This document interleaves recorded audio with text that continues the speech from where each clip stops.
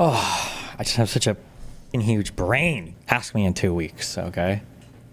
I just grind these house clips every morning, and he makes my brain grow 50 sizes.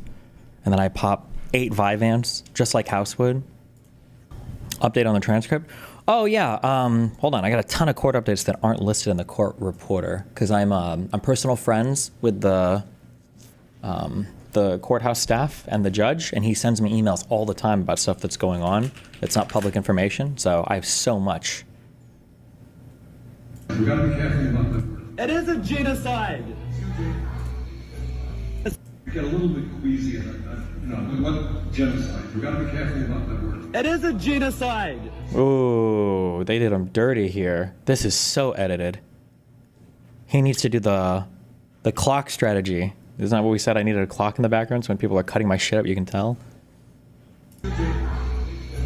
What's your definition of genocide? Bernie, you have funded Zionism yourself. You have funded the Israeli settler state. Here you are, pretending you aren't. It is disgusting. Liar, liar, genocide denier. Liar, liar, genocide denier. It's disgusting. It is reprehensible. You are a child killer. You are a genocide denier. The United States military-industrial complex are the largest murderers in the world. It does not matter. The U.S. military-industrial complex? What? Where are they? Why are they making more weapons for Ukraine? Hello? Please. Where's my military-industrial complex? Please. We need them now more than ever. If it is a Democrat or a Republican, you have murdered people around the world. The Native Americans are still being genocided. I have never heard you once speak about genocide. We get a little bit queasy, what genocide? We gotta be careful about. Did you get my email about the FCS? I sure did. The mu.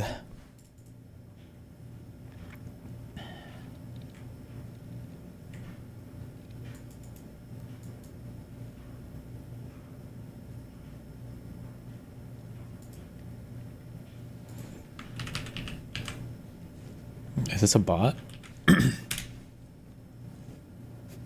Imagine if Elon revolutionizes politics the way he's revolutionized cars, space travel, brain chips, satellite-based Wi-Fi, and tunnel digging.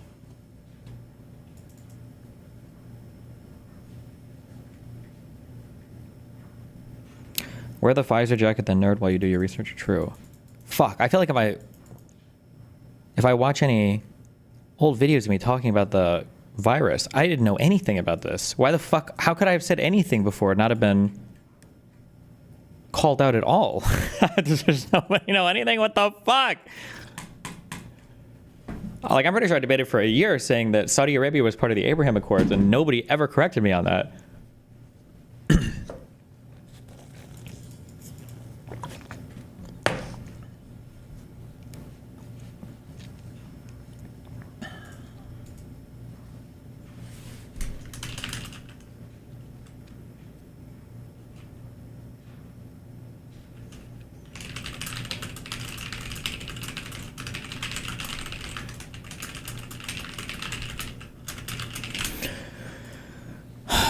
Blah, blah, blah, blah, blah. Sorry, hold on 1 second.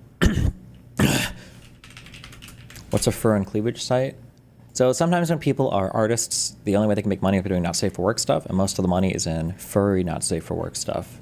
And fur and cleavage sites are when you have fudas with big ol' furry titties, and then you do the cleavage first to draw people into your free Patreon so that then you can charge for the extra subscriber Patreon.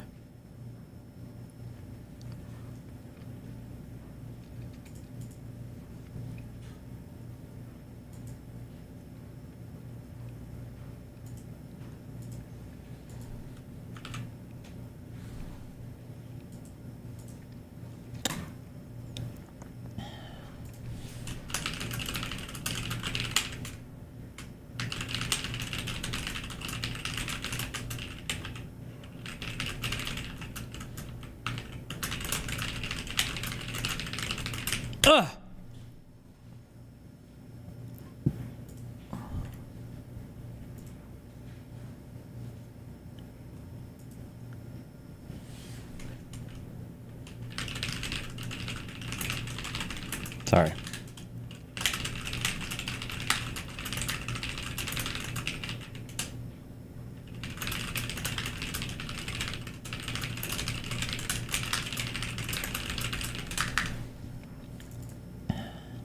Why aren't you in the trenches like donut operator looking for the kids?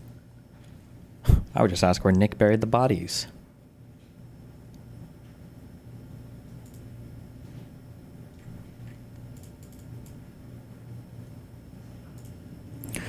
It's kind of funny how English is such a complex language, and yet every academic field has its own meaning for common words.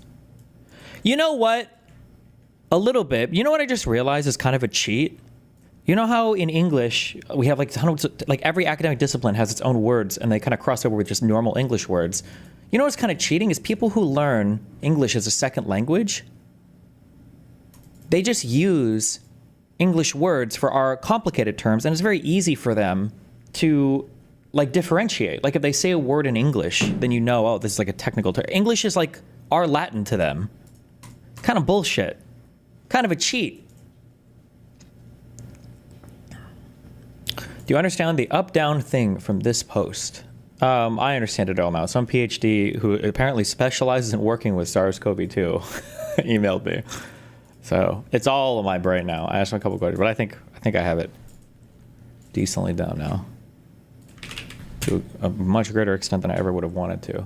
That will literally never come in handy in my entire life. But that's okay, because you know what? Learning for the sake of learning is good.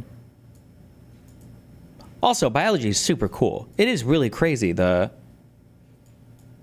I was just under the impression that, and I've said this a million times, but it's not true at all. I thought that the RNA virus just used our ribosomes to manufacture the virus. I didn't know it made its own, like, intercellular virus creation factories. I didn't know that. That's wild. That's kind of crazy.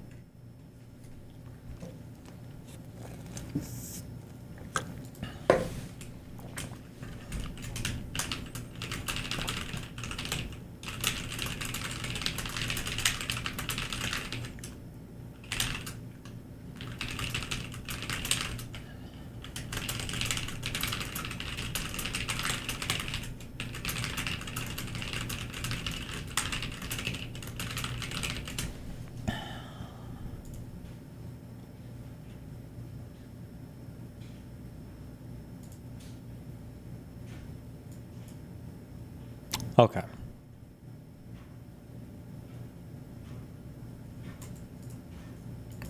What are we doing? Oh, news. Let's get right to the news.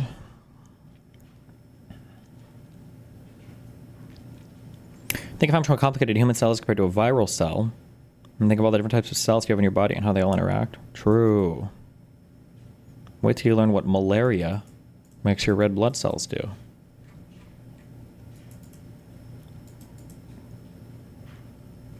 What does malaria do to your red blood cells? I have no idea.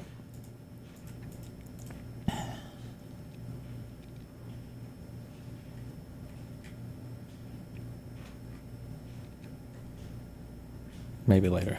That'll be our next topic.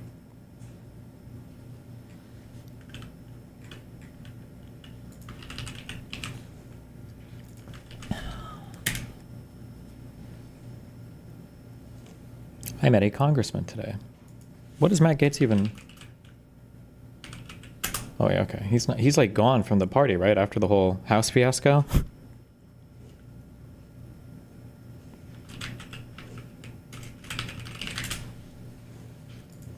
Isn't he on like one of those alternative news networks now? I forget which one it was.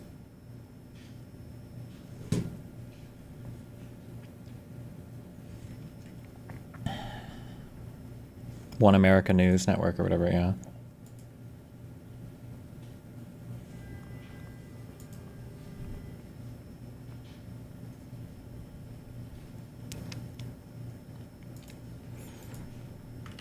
What your red blood cells do with malaria.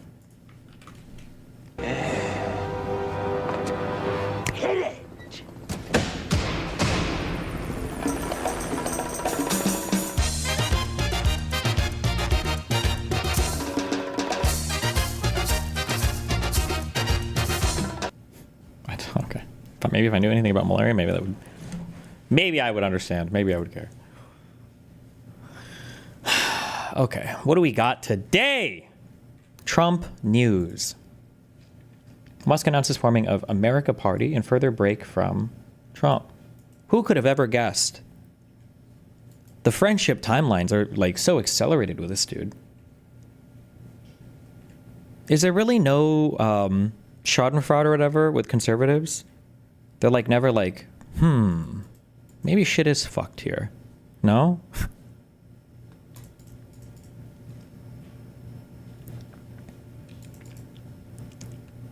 You're getting to January 6th after the COVID deep dive. Seems like the chronological next step. I feel like I have more information about J6 than 99.9% of media people. I feel confident that I could argue that to the ends of the earth. There is even more that you could get into. Like just watching that 4-hour court hearing in Georgia over some of those affidavits that they'd submitted. Like my guess is if you really wanted to deep dive everything on J6, you could spend... I was going to say thousands, probably not thousands. You could spend hundreds of hours going through everything. It's so fucked. It's so fucked. The lab leak stuff, though. Lab leak and COVID. The thing is because these topics are so complicated, lab leak and COVID are, I think they're still really fertile ground for conspiracy theorists. Like, I feel like that's one area where the conspiracy theorists say that they were correct and they maintain to this day that they were correct. And I don't feel like I hear people argue against it much. And the science is so complicated. It's not really, I shouldn't say complicated. The science requires some legwork. And if you're not willing to do it, and it seems like most people aren't, like how do you argue with somebody that says like the presence of a furin cleavage site on a novel coronavirus is unheard of, and in the 1,500 documented SARS-CoV viruses that exist, not a single one exhibited in FCS explain that. Like, how many people that go on these podcasts are equipped to even answer that question? The answer is zero, right? Like, well, or maybe there are some like, like hardcore like biologist guys. Maybe there's like one or two. I've never seen them on a show before. Like, it's just a very, very difficult topic to even to even be able to speak intelligibly about it, like to articulate a response. Now, if you know what it is, you can literally just make shit up back because they don't know the answer. Oh, actually, FCSs are super common in sister viruses. Like whoever you're talking, like Brett Weinstein is going to fucking know anything about that. And they'll say, okay. But yeah, it's still, I just think that whole topic around vaccines and COVID, I just think it's still super weaponized. TLDR of your understanding of why it couldn't have been a lab leak or not likely. I don't really want to give too strong a claim yet because I don't feel like the best presentation of lab leak has happened yet. But unfortunately, and this is going to be the really sad part, it feels like the strongest arguments for lab leak are probably going to come outside of scientific arguments, and it's just going to be some unhinged, like speculative bullshit that's going to just be a bunch of, well, isn't it weird kind of things. I hope that's not the case, but I don't know. We'll see. Are there a lot of Republican lawmakers that are quietly pissed at the Trump admin? The BBB drama was more public than I expected. The problem is that, and I've said this a million times, and I'll say this again, the problem is that Trump is very, very, very bad at politics. I don't think you guys realize how close we were on the precipice of disaster to having an actual Fourth Reich, whatever the fuck the U.S. could have been, if Trump would have been anything in terms of having like a mind for politics. But he's so bad at it. The problem is that Build Back Better thing, it just fucks everything so hard and for no fucking reason. For no reason. There's just no reason. Why are you making cuts to things like Medicaid, or why are you doing so much just to maintain these tax cuts that don't matter? They don't really matter. It just doesn't matter that much. If my after above the line exemptions, if my AGI last year was like $2.5 million, I don't give a fuck if you're taking an extra 100K or 200K, and I'm not making hiring decisions based on that. These absurd tax cuts for like 7-figure incomes, like who the fuck cares? I want to meet these people. The only people that I have ever met that defend these tax cuts are people that make less than I pay in taxes by a factor of 10. Like, I don't know who defends these tax cuts. They're so stupid. And they fuck the budget so hard. They fuck the budget so fucking hard. I don't know what the point is. It doesn't make any sense. So your huge argument in favor of all these tax cuts for helping businesses or stimulating the economy are bullshit, number one. And then number two, you're walking back on the one fucking thing that conservatives always harp on, which is the budget and the deficit and the debt, because that's fucked now. So like, what do you have to show for it? Tax cuts? What is a negative for people that are getting those cuts? It's just fucking your budget up. It's fucking your budget up so hard. There's no point. There's no reason for it. There's literally no point. 0.5% extra GDP growth? Doubt it. Press X to doubt. Or actually, wait, I'm so sorry. I shouldn't say that. It probably is some percentage GDP growth because there's no paired government spending cut. So you're just pumping more money into the economy, basically. GDP, I don't remember the formula. Does GDP take into account when you buy stocks? It doesn't, right? The GDP calculation is not investments. Is it?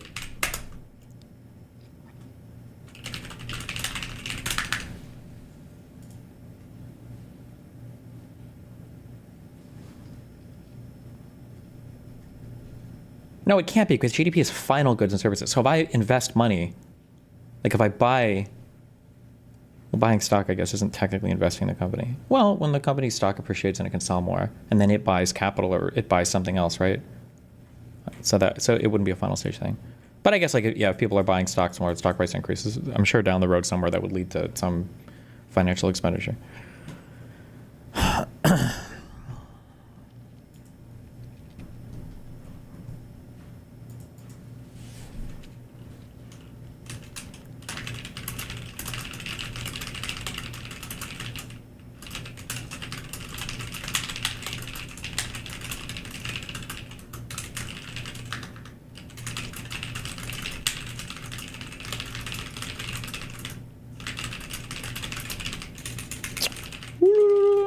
Hold on.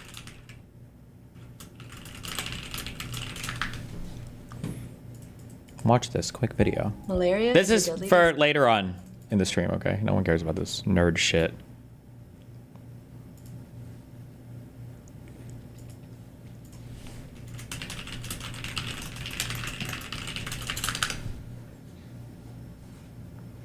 The real question at Destiny is, will these continued tax cuts result in an increased growth of tax revenues? No, it won't.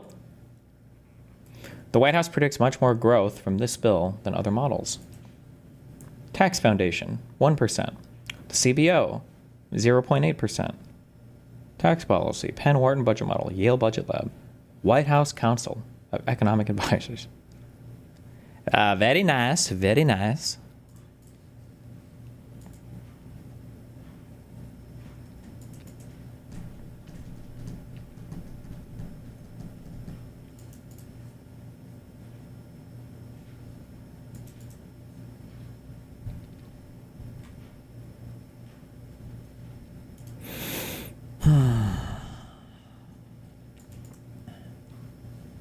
It's only because deficit spending increases GDP in the short term.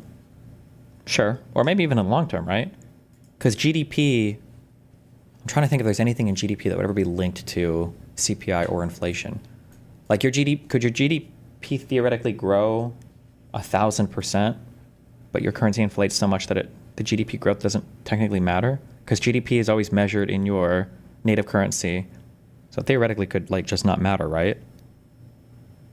Like did Venezuela have GDP growth when they were experiencing hyperinflation? Yes, that's why real GDP exists. How do you calculate real GDP?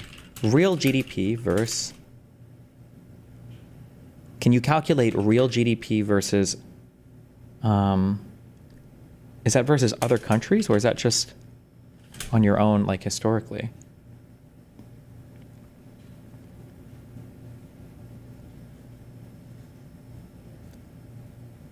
Nominal is always going to be versus your own, I guess. Real GDP is adjusted for inflation. Okay. Well, but I mean, but actually, isn't this is a little bit misleading, I guess, actually, right? Hold on, tell me if this makes sense. Wouldn't your current GDP always be your nominal GDP? Or no? Because, like, it doesn't get more real in the present. No? Like, if I have $1,000 and I say, well, what is this $1,000 adjusted for inflation? Well, they're like, well, $1,000 from when? I'm like, from right now.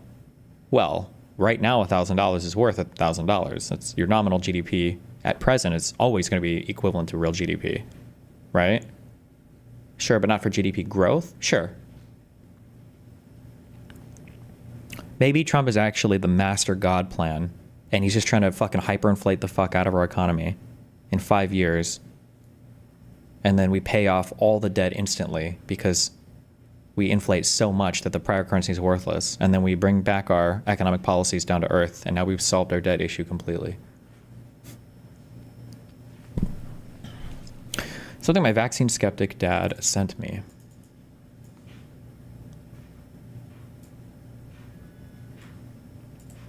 Why this doctor is convinced he knows what's causing autism. He says the proof is irrefutable. Irrefutable. Irrefutable. Doran Goldberg, MD, is an expert in preventing genetic diseases.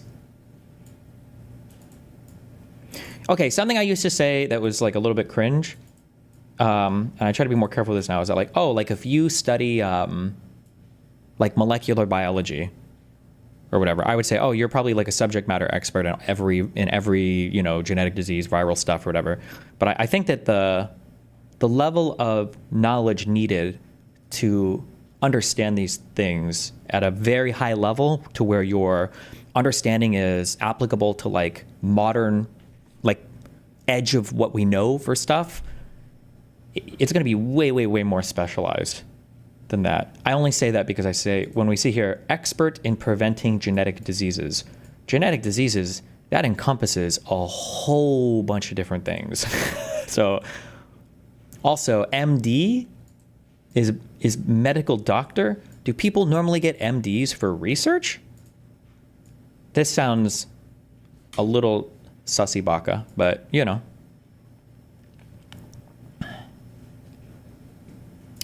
Somebody said yes. Do medical researchers usually get MDs? I feel like they would normally just get PhDs. I could be wrong on that though, but there are MDs that just do research. Okay, well, like I said that. An OBGYN based in Modine, Israel, Goldberg, 50, has helped thousands of couples who cannot get pregnant with in vitro fertilization. Before an embryo is transferred back to the uterus, the embryo is checked for known heritable diseases. This is called PGD, or pre-implantation genetic diagnosis. He explained to me when we talked via video last month. Every year, between 200 and 300 babies are born into his practice. He takes a personal interest in all of them. Each baby is like my own, he said. Uh-oh, red flag. I'm just kidding. I am responsible for the mother and the child to be healthy. It's important to be modest, but that's one of the reasons I have so many patients.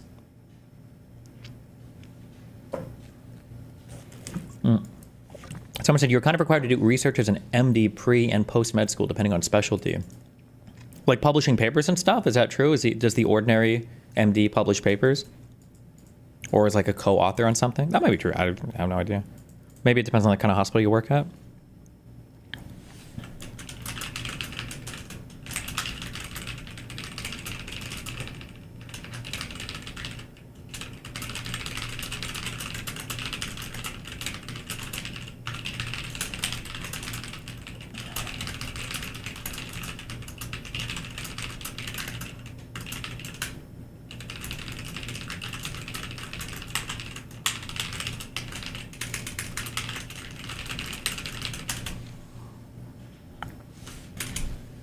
MDs usually do clinical research versus PhD usually does basic science. What does clinical research count as?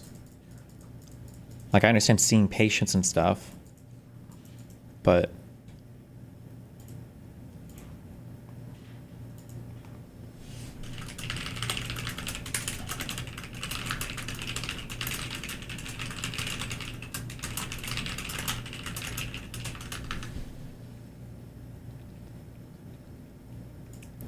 House clip where they publish a paper.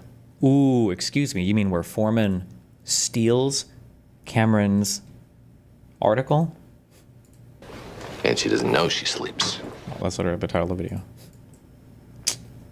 They got real mad in this one.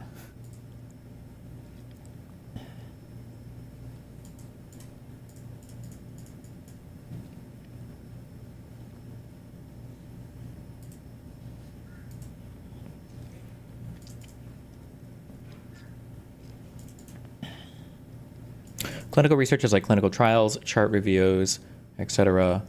Basic science research is working in a lab and doing molecular biology. No. Oh, okay. All right, where were we? Sorry.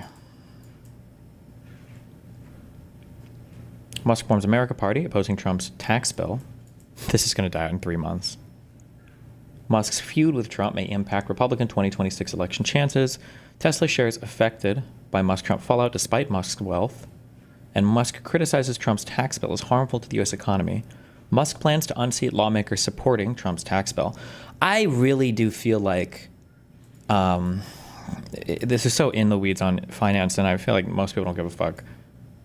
But for the integrity of our financial system, I do think we need to go back to the drawing board and kind of reanalyze a little bit of how some of these companies' stocks work. The S&P 500, and at periods of time, the S&P 500's growth was like highly concentrated on, what was it, like 6 stocks? But when one of those stocks is driven by so much speculative investment and not any underlying fundamental like value, something is not, and then when that could be impacted so heavily by one person, oh, Mag 7, that's it. Something is not, I don't think that's good for our system. I think something needs to change there. I don't know what it would be. If you ever wanted like an anti-billionaire argument or whatever, this would be the thing that you would go for, I think. This just is not, like, this is some funny shit to happen with like a meme stock, I think. Like to watch something go to lose half its value in 3 months is funny for a meme stock, but not not for a $2 trillion company. Like this is when so much of the S&P 500 is weighted on just a few. It's just too much. And then especially when, and I'm so curious how shareholders feel about this. No, it's not even shareholders in general. It's just Tesla shareholders. When your CEO is the one who's driven this by his meme power, but he has like, I don't know if you'd call it a golden parachute. He has the AI company or whatever, right? Or was it SpaceX? People are saying that most of his net worth now is probably coming from XAI, right? And if that's the case, damn, I mean, like, how would I feel if my CEO, the CEO of a company that I have a significant investment in, has another company, and he can jump ship on this one that's entirely hoisted by his meme energy and go to the other one and be fine. And now I'm like, fuck, I'm fucked. I'm fucked. That just isn't, and all of this is done off of like meme shit. Like none of this is real stuff, you know, like a real company. I sound like I'm from the 80s or 90s, I guess, because tech companies have changed this a bit. But like real companies shouldn't be able to lose half their value if nothing has happened. Like nothing has happened, you know? But like people are bringing up the PE ratio of Tesla. What is the PE ratio of like Facebook? Is it this? There's no way. Is it this high? Maybe it is. No, okay, it's not even close. I think 28 is still considered pretty high, no? What is a good PE, or what is a healthy PE ratio? Investopedia. Give me a number. Just give me. The PE ratio of this before going back to 1927 has had a low of roughly 6 in mid-1949 and a high of 122 in 2009, right after the financial crisis. Oh. As of April 2024, the S&P 500's PE ratio was 26.26. So Facebook is actually right where it should be. See, that's why. Careful when you listen to retards. Okay, so Facebook's PE ratio is actually pretty normal. What's the only other, like, Apple has a high market cap, but they also do a lot of revenue, right? Apple's is like 30. Okay, wait, nothing else even remote. What's the next closest stock? Wait, top 5 highest PE ratio stocks. That isn't like of blue chip stocks. I don't know what. Fuck me. I don't even know what the fuck I'd be looking for. What's like the next highest meme stock besides Tesla? Oh, Nvidia. That might be one. Although I don't know how much revenue they do. Okay, Nvidia is higher, is significantly higher than the market average or than the index average. So 51.33. But even this isn't even close to Tesla. Tesla's just on some retarded shit. Okay, Palantir's on. This is some retarded shit. 317 billion. God damn, that's a decent sized company. It's not a small fry. What the fuck? This was the one that like Trump announced was gonna like record all of our cum shots or whatever, and then send it to the president when he's bored.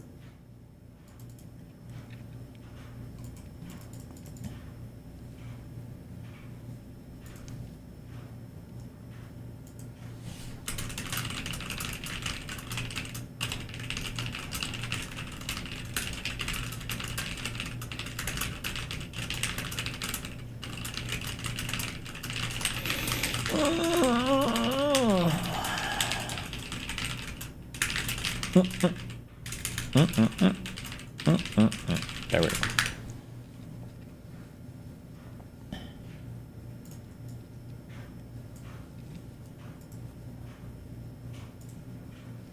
Stock market concentration is on the rise. Today, stock market concentration in the U.S. defined as the extent to which shares are dominated by a small number of companies is reaching new extremes. This is largely thanks to a select group of tech stocks known as the Magnificent Seven: Alphabet, Amazon, Apple, Meta Platforms, Microsoft, Nvidia, and Tesla. I think that concentration can be scary because that means that your market is probably less diversified, meaning you have a greater exposure to volatility or risk, meaning that if a certain sector is hit, then your entire market could tank instead of being buoyed by other stocks. However, I do think that of all these things, one of these things is not like the other one. Like, while Google is highly tech-oriented, it has a lot of different products. Amazon, in and of itself, I feel, is quite diverse, right? Because you have the whole AWS stuff, and then you have the whole Amazon, like actual shipping real products and everything. Apple is probably not diversified at all, right? Apple is just primarily computers and phones. Facebook is not diverse at all. It's just their Facebook. Microsoft is not at all. Nvidia, definitely not at all. Tesla, though, the problem is not only is Tesla not diverse in any way, size, shape, or form, the stock price is not real. That's just so strange. To see something that can have such a significant sway on the market is just so fake. I don't know. Microsoft is as diverse as Google. Oh, true. Microsoft has Azure. Microsoft, yeah, actually might have a ton of other products that I don't know anything about. That could be the case. True. Why did I retweet this? Oh, Brad wants to do a show or something. Why, is this bad? Both goats. I don't know who this is in the background. Should I know who this is? I thought it was just a footy player. Oh, messy. Messy? It's not that messy. I feel like there's probably construction or something going on.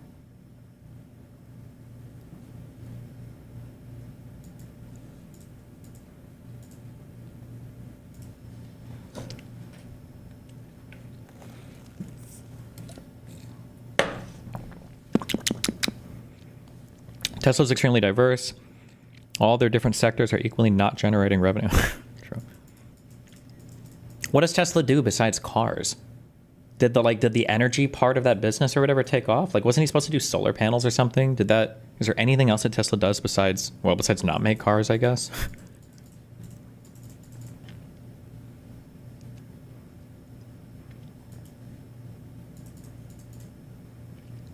The solar roof is real? Oh, okay. Is it? Wait, nope. This guy said solar panels was complete BS and it failed too. We should be able to look up their. What is like the public P&L sheet or whatever? What's it called? There's like a filing or whatever. We should just be able to see their revenues, right?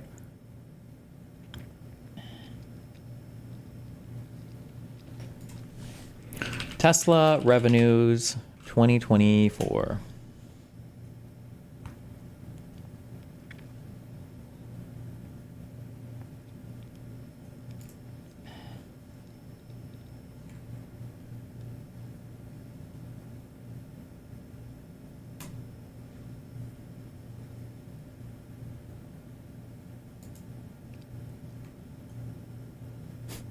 Okay.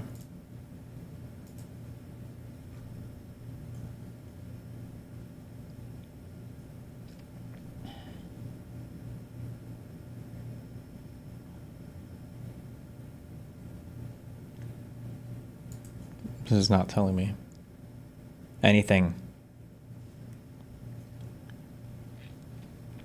FSD Tech, Tesla bought his AI company, the robots. Wait, I thought XAI got merged into X. Am I incorrect on that? Or does he have another AI company?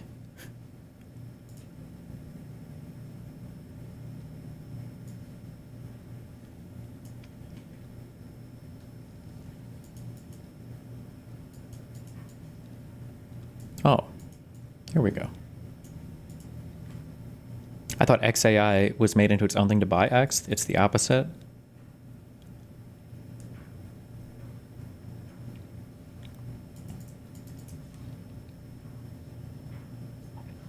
Microphone upgrade. Lawton Audio LS208. Yes, I've seen you type this in every chat, and I think you emailed me about it. I'm probably going to get the... If I get another one, it'll just be that Neumann. Did you cover that sheikh from Hebron who wants to turn Hebron into an Emirati separate from the PA? Nope. Be careful when you talk about Hebron, though, because there's two areas. There's the little area that's the Jewish area, and there's the big area that's the Arab area, or the Palestinian Arab area.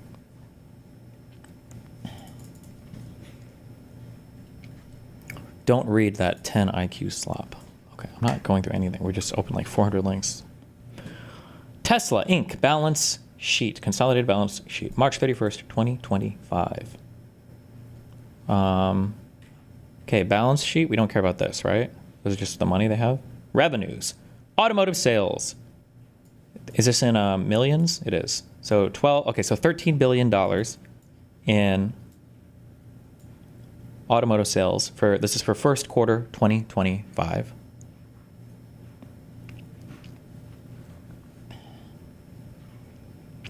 Energy generation and storage was 2.7 billion.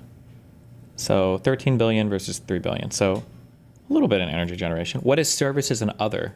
What else does Tesla sell? What would be services for Tesla? Are you talking about the TLM 103? Maybe. Like auto repair despair dog. What? Delivery, maintenance, and self-driving.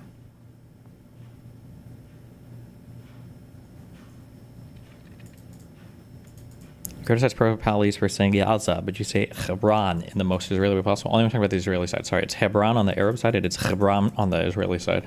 There you go. Chebron.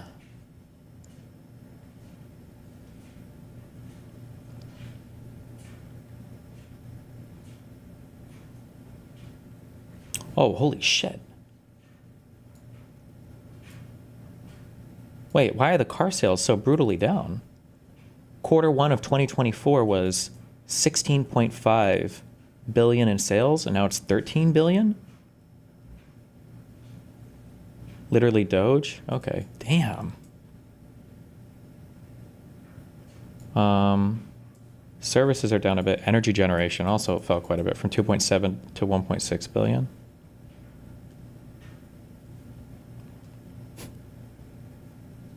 Ouch.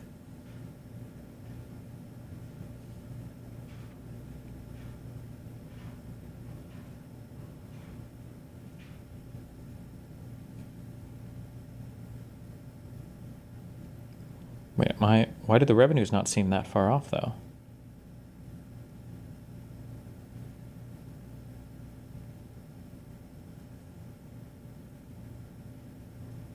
Am I intuiting wrong numbers here or something? Am I crazy? Hold on. 2025, 12, 925, 595, 447, 139, 67, 2730, 2638.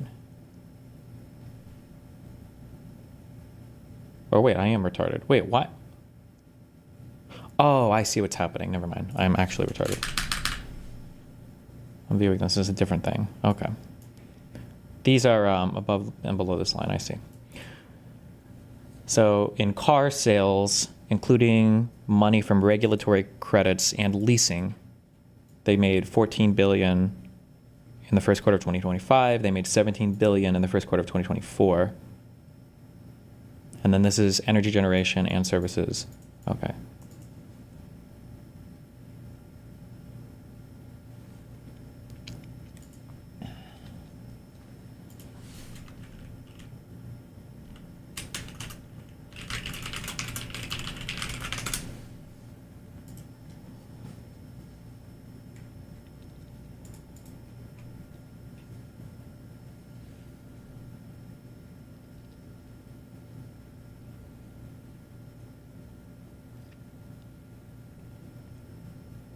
So profits are down only 500 billion for first quarter, although I imagine you want that to be growing.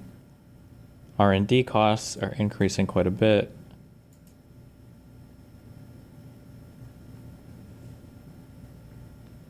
What is interest income? Is that on like investments or something?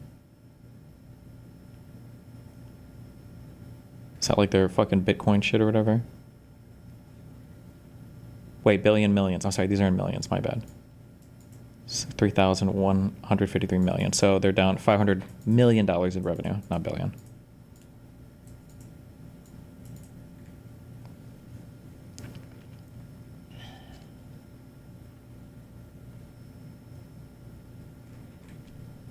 Okay, well, there was your stock analysis of the day for Tesla. There you go.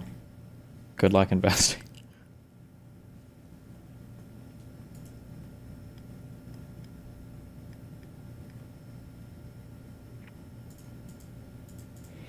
Oh yeah, that big beautiful bill might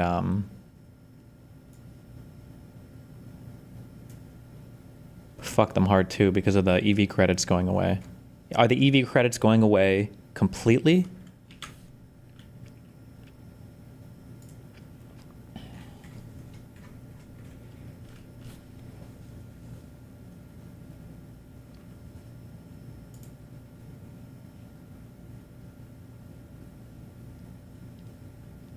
Wait, not this.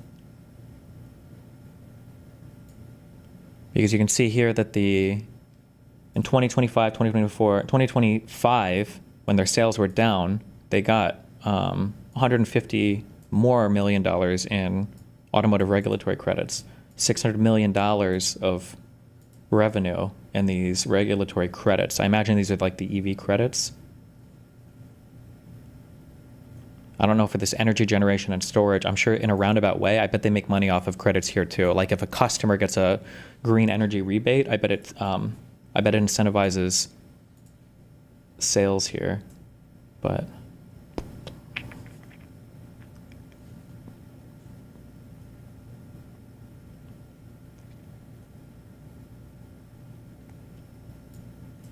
net income for first quarter of 2025. This means that after all expenses and everything else, they made $420 million.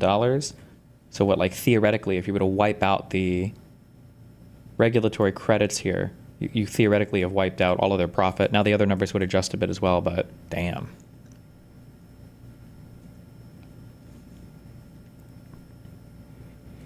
Both the consumer electric vehicle credits and the credit for making EVs that they sell are going away. The consumer EV credits are gone as well. Oof.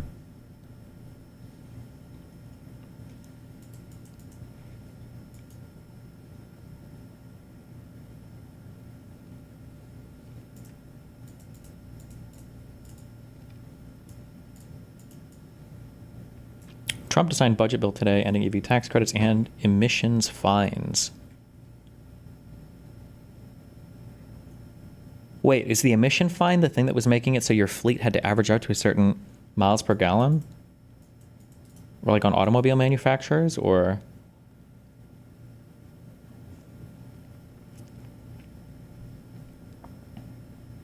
Yeah, nice, good one. Oh yeah, the cafe thing, or the whatever. Corporate average fuel economy standards first established in 1975.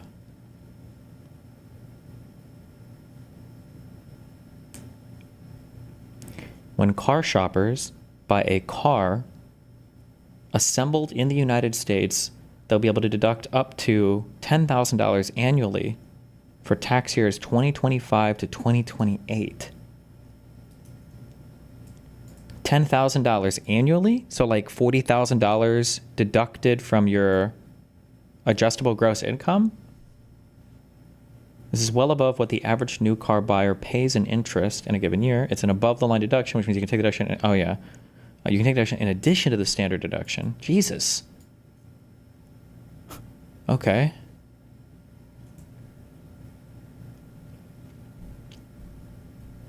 Are your monitors the same brand? All 4 of them are, baby. They're the exact same monitor, too. Didn't Newsom also say California is going to add in their own EV credits but exclude Tesla from them? This is a few months back, if I recall. They might have said it. I don't know how realistic that is, but... Jesus. Why do we...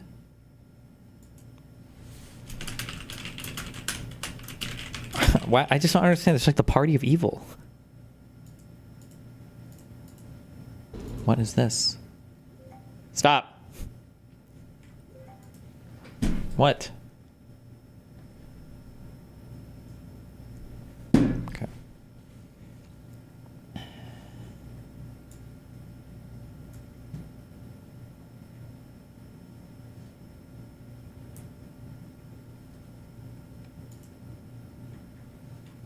Climate change is a hoax. Climate change is a hoax. Climate change is a hoax. Climate change is a hoax.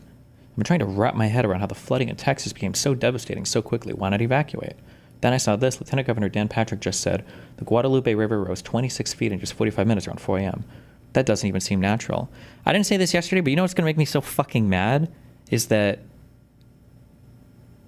everything, all of the problems that we said were going to come true that conservatives didn't believe in, they're going to start to believe in the problems, but they're just going to give it a different fucking reason.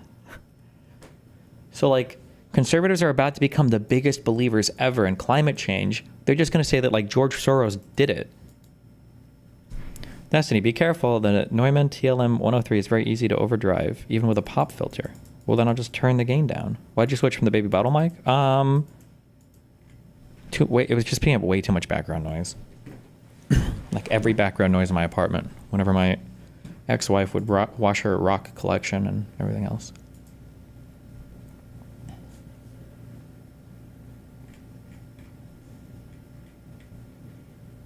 Also, I feel like I'm screaming into the abyss. Do you not feel like you're like part of a retarded party when it's like, did you guys just pass the budget?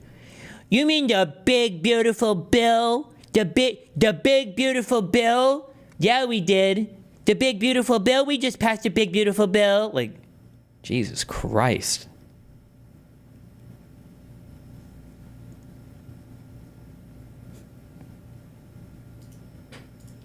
Holy shit. Wait, which lady tweeted that? I just thought of an edgy tweet. I don't know what's that funny, but it is very edgy. And I hate conservatives, so.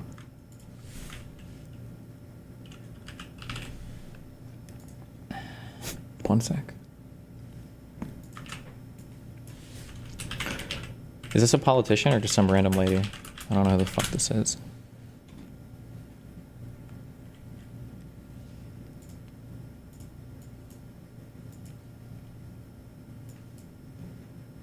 Women for America First. Hashtag March for Trump. Kylie Kremer. Was she one of the speakers at that J6 official host of Save America rally on J6? Oh, she was. Okay.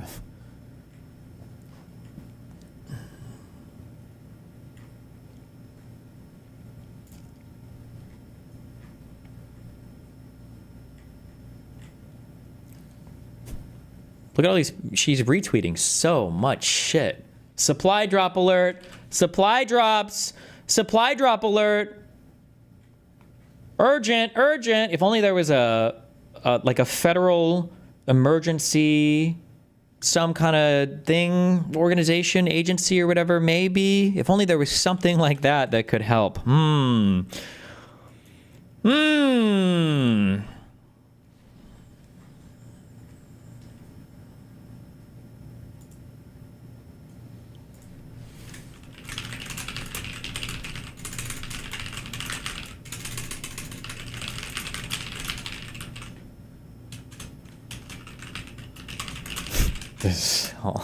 This is, I don't even know if this is funny.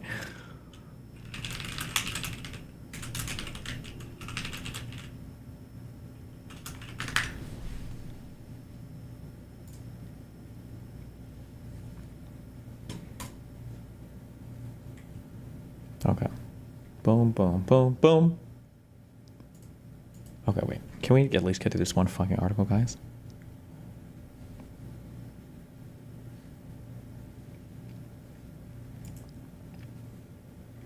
Oh, this is the whole article. Okay, well. Is there like a filing yet for the creation of this political party, or he just said he's formed it? Today, the America Party is formed to give you back your freedom. There's nothing yet? Okay.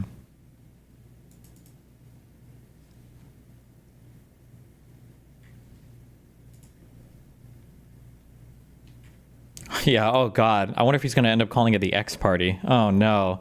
God, I can't believe he's so obsessed with that letter. It's so fucking cringe.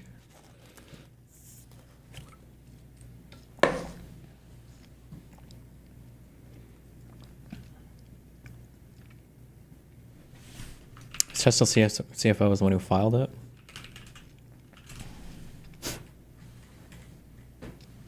I heard God killed those kids because they were using NordVPN, promo code Destiny, to get around the Texas porn ban. Frowny face. I think that's a good tweet. I think it's good enough. Okay, each baby's like my own. Each year he hosts a gathering at Yishpro Park for the families in his practice. He hires a musician, organizes activities for the kids, and gives everyone an opportunity to meet and mingle. A few years ago, Goldberg, who's been practicing medicine for 25 years and offering fertility treatments for 15, started noticing a disturbing trend. An increasing number of children born into his practice were being diagnosed with autism. 3 years ago at this meeting, I noticed that 10% of the children were already diagnosed with autism, he said. This really shocked me. I didn't understand what happened. I decided it was imperative to find out.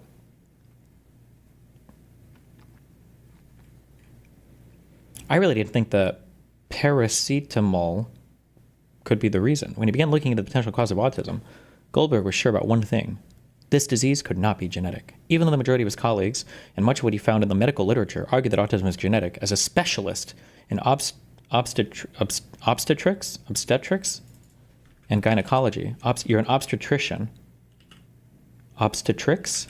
That kind of sounds like you're doing tricks. Whoa!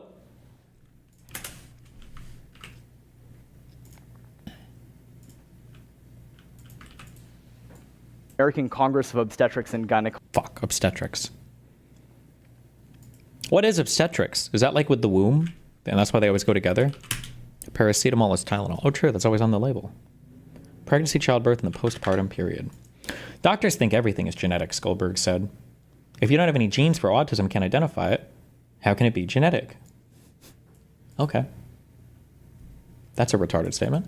And Goldberg pointed out, if the rates of severe autism continue to rise rapidly, as they have globally, that also can't be explained by genetics. Have the rates of severe autism risen? I don't know if that's true or not. Be nice to have a source, but maybe it has. I don't know. Like other obstetricians, Goldberg has always assumed that Tylenol was safe in pregnancy and infancy. That's what he learned in medical school. To what his colleagues assumed as well, he had no reason to question this widely used drug. There might be like an argument here, but the way this is written is so fucking retarded, it makes me not trust anything in this article because the author is such a fucking loser. But the main ingredient in Tylenol is acetaminophen. In Europe and Israel, it's called paracetamol. Then Goldberg came across a 2018 meta-analysis from scientists in Israel, including two affiliated with Hadassah Medical Center, strongly suggesting a dose-dependent relationship between paracetamol use during pregnancy and autism in babies born to these moms.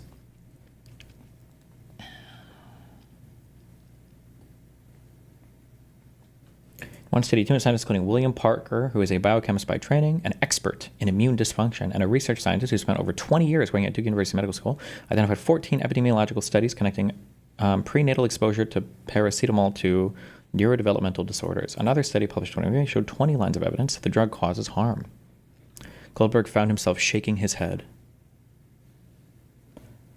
After all, if it were true that acetaminophen was a main cause of autism, why were no medical doctors or public health officials in Israel looking into it? Israel's a small country.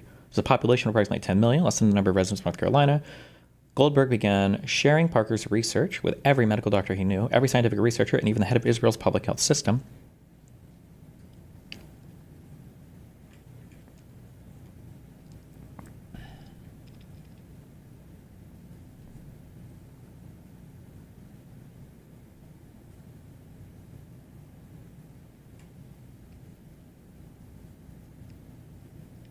Why not do a trial and submit a study and start looking into it? No, I don't know. Okay. Good one.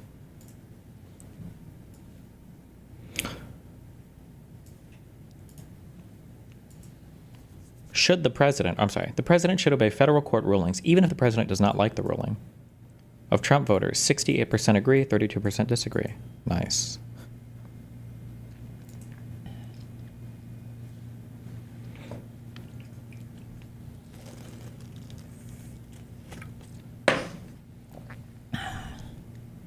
Wasn't a study referenced midway through? Well, then build on it. Do more research.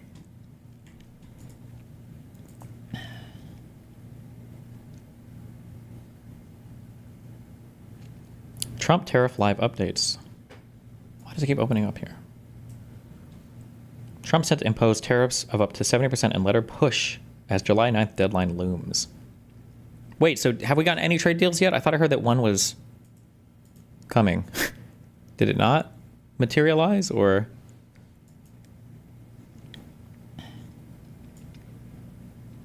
The America Party is being managed by an Indian named Vabhav Taneja. You cannot make this up. It's the H-1B party. Elon Musk just filed a statement of organization for the America Party with the FEC. Oh, he did file this.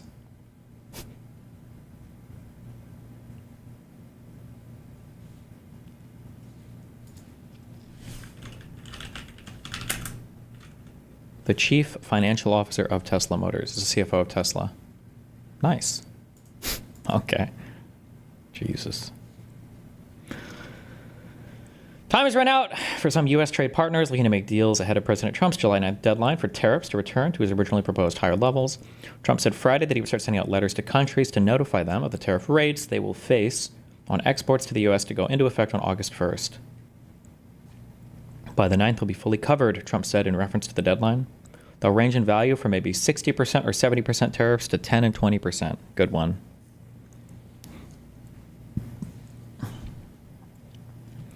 Vietnam at Destiny. Scott Bessent said on the news this morning they're going to extend to August 1st. Okay. Are Destiny and Loanerbox no longer on good terms? No, we are not. If anybody was on my stream 6 months ago, just assume that we're not on good terms anymore. Except for Dan. And,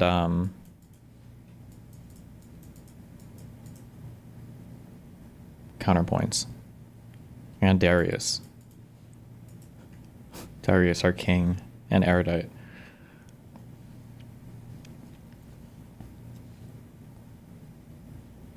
Treasury Secretary Scott Bessent has said around 100 partners would likely see a minimum reciprocal rate of 10% come next week. Stop using this word reciprocal. It's fucking stupid.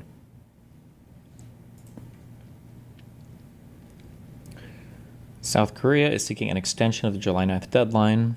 China, the U.S. seized export restrictions on China for chip design software and ethane. Vietnam, Trump said he has reached a trade deal with Vietnam, one that will see the country's imports face a 20% tariff, lower than the 46% he had threatened in April. He also said Vietnamese goods would face a higher 40% tariff on any trans shipping, When goods shipped from Vietnam originate from another country like China, many U.S. goods will see no duty upon import to Vietnam.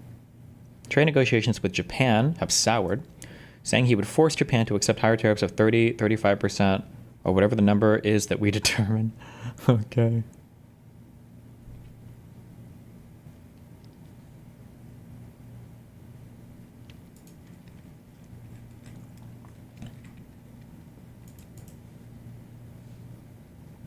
Will you visit Darius while he's in prison? We'll break him out, boys.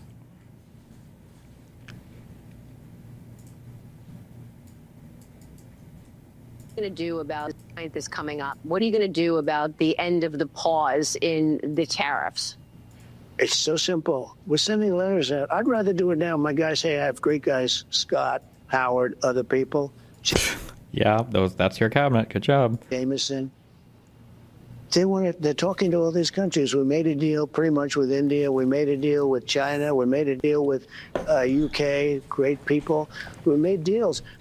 But I'd rather just send them a letter, a very fair letter, saying, congratulations, we're going to allow you to trade in the United States of America. You're going to pay a 25% tariff or 20% or 40 or 50%. I would rather do that. So when I get... We're not going to extend the pause? I don't think I'll need to because I could. There's no big deal. This coming. I think I saw just a fucking meme to him. Okay. Uncertainty is good. That's true. Sometimes referred to as exorbitant privilege, the status of the U.S. dollar as the world's reserve currency brings big advantages. It benefits U.S. consumers by making imported goods cheaper, albeit contributing to the trade deficits when U.S. imports to a country are worth much more than exports, which bothers the president so much. Ooh, we had embedded parentheses. Damn. It also means the U.S. government can borrow a lot of money before doubts arise about its inability to repay. Investors will generally buy as many bonds as the U.S. government needs to issue to pay for its spending. The dominance of the dollar in international transactions also brings political power, such as the ability to exclude Russia from major global payment systems. But this privilege is being eroded by the U.S. president's tariff agenda. Economic motives aside, it's the way that they're being applied, their size, and the unpredictability that is really sapping investor confidence.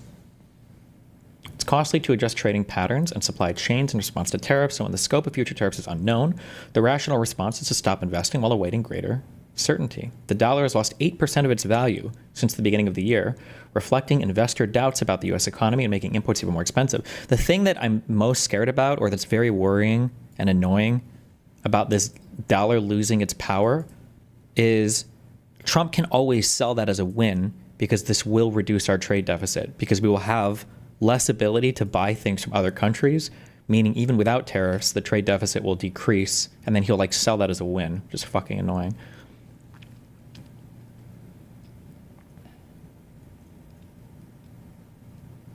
Nominal broad U.S. dollar index. I'm guessing this is against, what, all other currencies or something?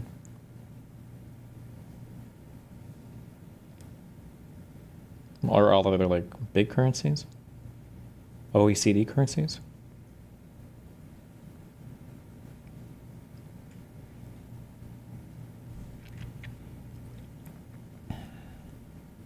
I don't get how he's still saying the other countries paid the tariffs, because news networks don't call him out every time he lies, and they just let him get away with it. You should just be calling him out constantly. Don't let them lie to your face.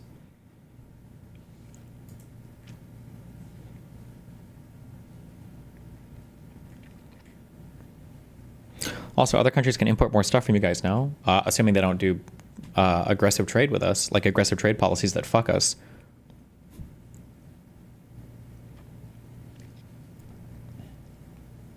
Is there an agreed upon reason why the dollar dropped? Because worldwide there isn't as much interest in investing in the U.S. Well, I mean, our deficit and our debt continues to rise, and now we're cutting trade deals, or rather doing tariffs that are hurting our ability to engage financially with the rest of the world. So I think that weakens confidence in the U.S. economy, which is the dollar is tied to, right? On a very, very broad level.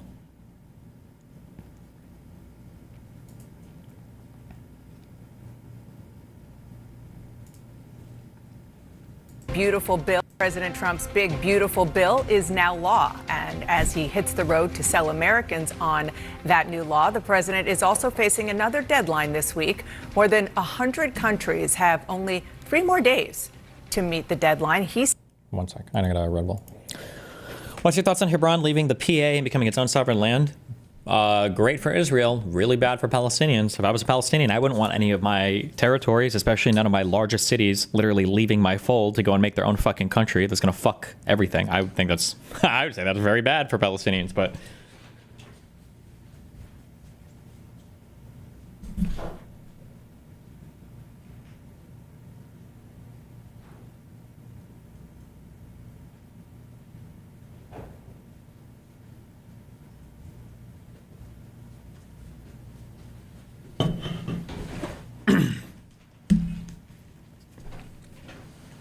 set to make tariff deals. Here with me now to talk about all of that is Treasury Secretary Scott Bessent. Thank you so much for coming in. I appreciate it. Let's start with the new law and who it helps. The Tax Policy Center says the majority of the tax benefits will go to Americans making $217,000 or more a year. The Yale Budget Lab says the richest Americans will see their income rise by nearly 2%. The lowest earning Americans will see their income drop by 3% when factoring in cuts to Medicaid and food stamps. Lies. You argue that the benefits will really be aimed at the middle class. How does that square? Dana, first, let's have a look at the Yale Budget Lab, because I was looking at their findings, and this week I actually went on their website. They're all... Is he about to do the... This is the Hassan strategy. This is just how all media is. Or maybe not. I'm preempting him. Aren't these the guys who... Isn't he the guy who... Aren't these the people who... Ex-Biden officials, so I think... Oh, never mind me. Okay. All right. I think we can discount everything they say. Oh! I didn't know it was that easy! Fuck me! Whoa! We don't like them, so we ignore everything! Holy shit! How smart! I'm not wasting my time with this dog shit fucking interview. I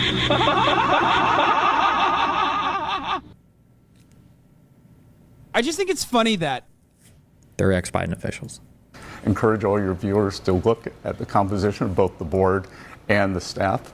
And it's just not right that what we have here is a middle class and working class bill that we are going to see wages accelerate, and we are going to see, just as we saw with President Trump's first tax bill, we are making permanent these tax cuts. And what happened in 2017, 2018 was the highest wage earners went from paying 37% of all taxes to 45%. So that's going to be permanent now. So permanently, the highest 10% will pay a higher percent of the taxes.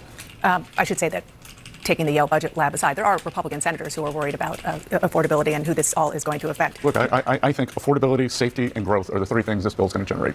One of the tax cuts that are in here are for, and the president talks about them a lot, are on tips and overtime. Those are temporary. Why not make those permanent? They're only 2025 to 2028. This is a big part of President Trump's agenda. So we have what I call parallel prosperity here. It's just such, it's so, like, could I theoretically come out and say, you know what we're going to do? No tax on blue collar work. Because if you're working with your hands, the government should keep their hands out of your pocket. Like, what is it? It's so fucking random. It's so fucking random. It's so fucking random. It's so stupid. That Wall Street has done great. Now it's time for working Americans to do great. And this is President Trump's agenda, so we've got it in for the duration of his term. And we will see if the next administration wants to do that.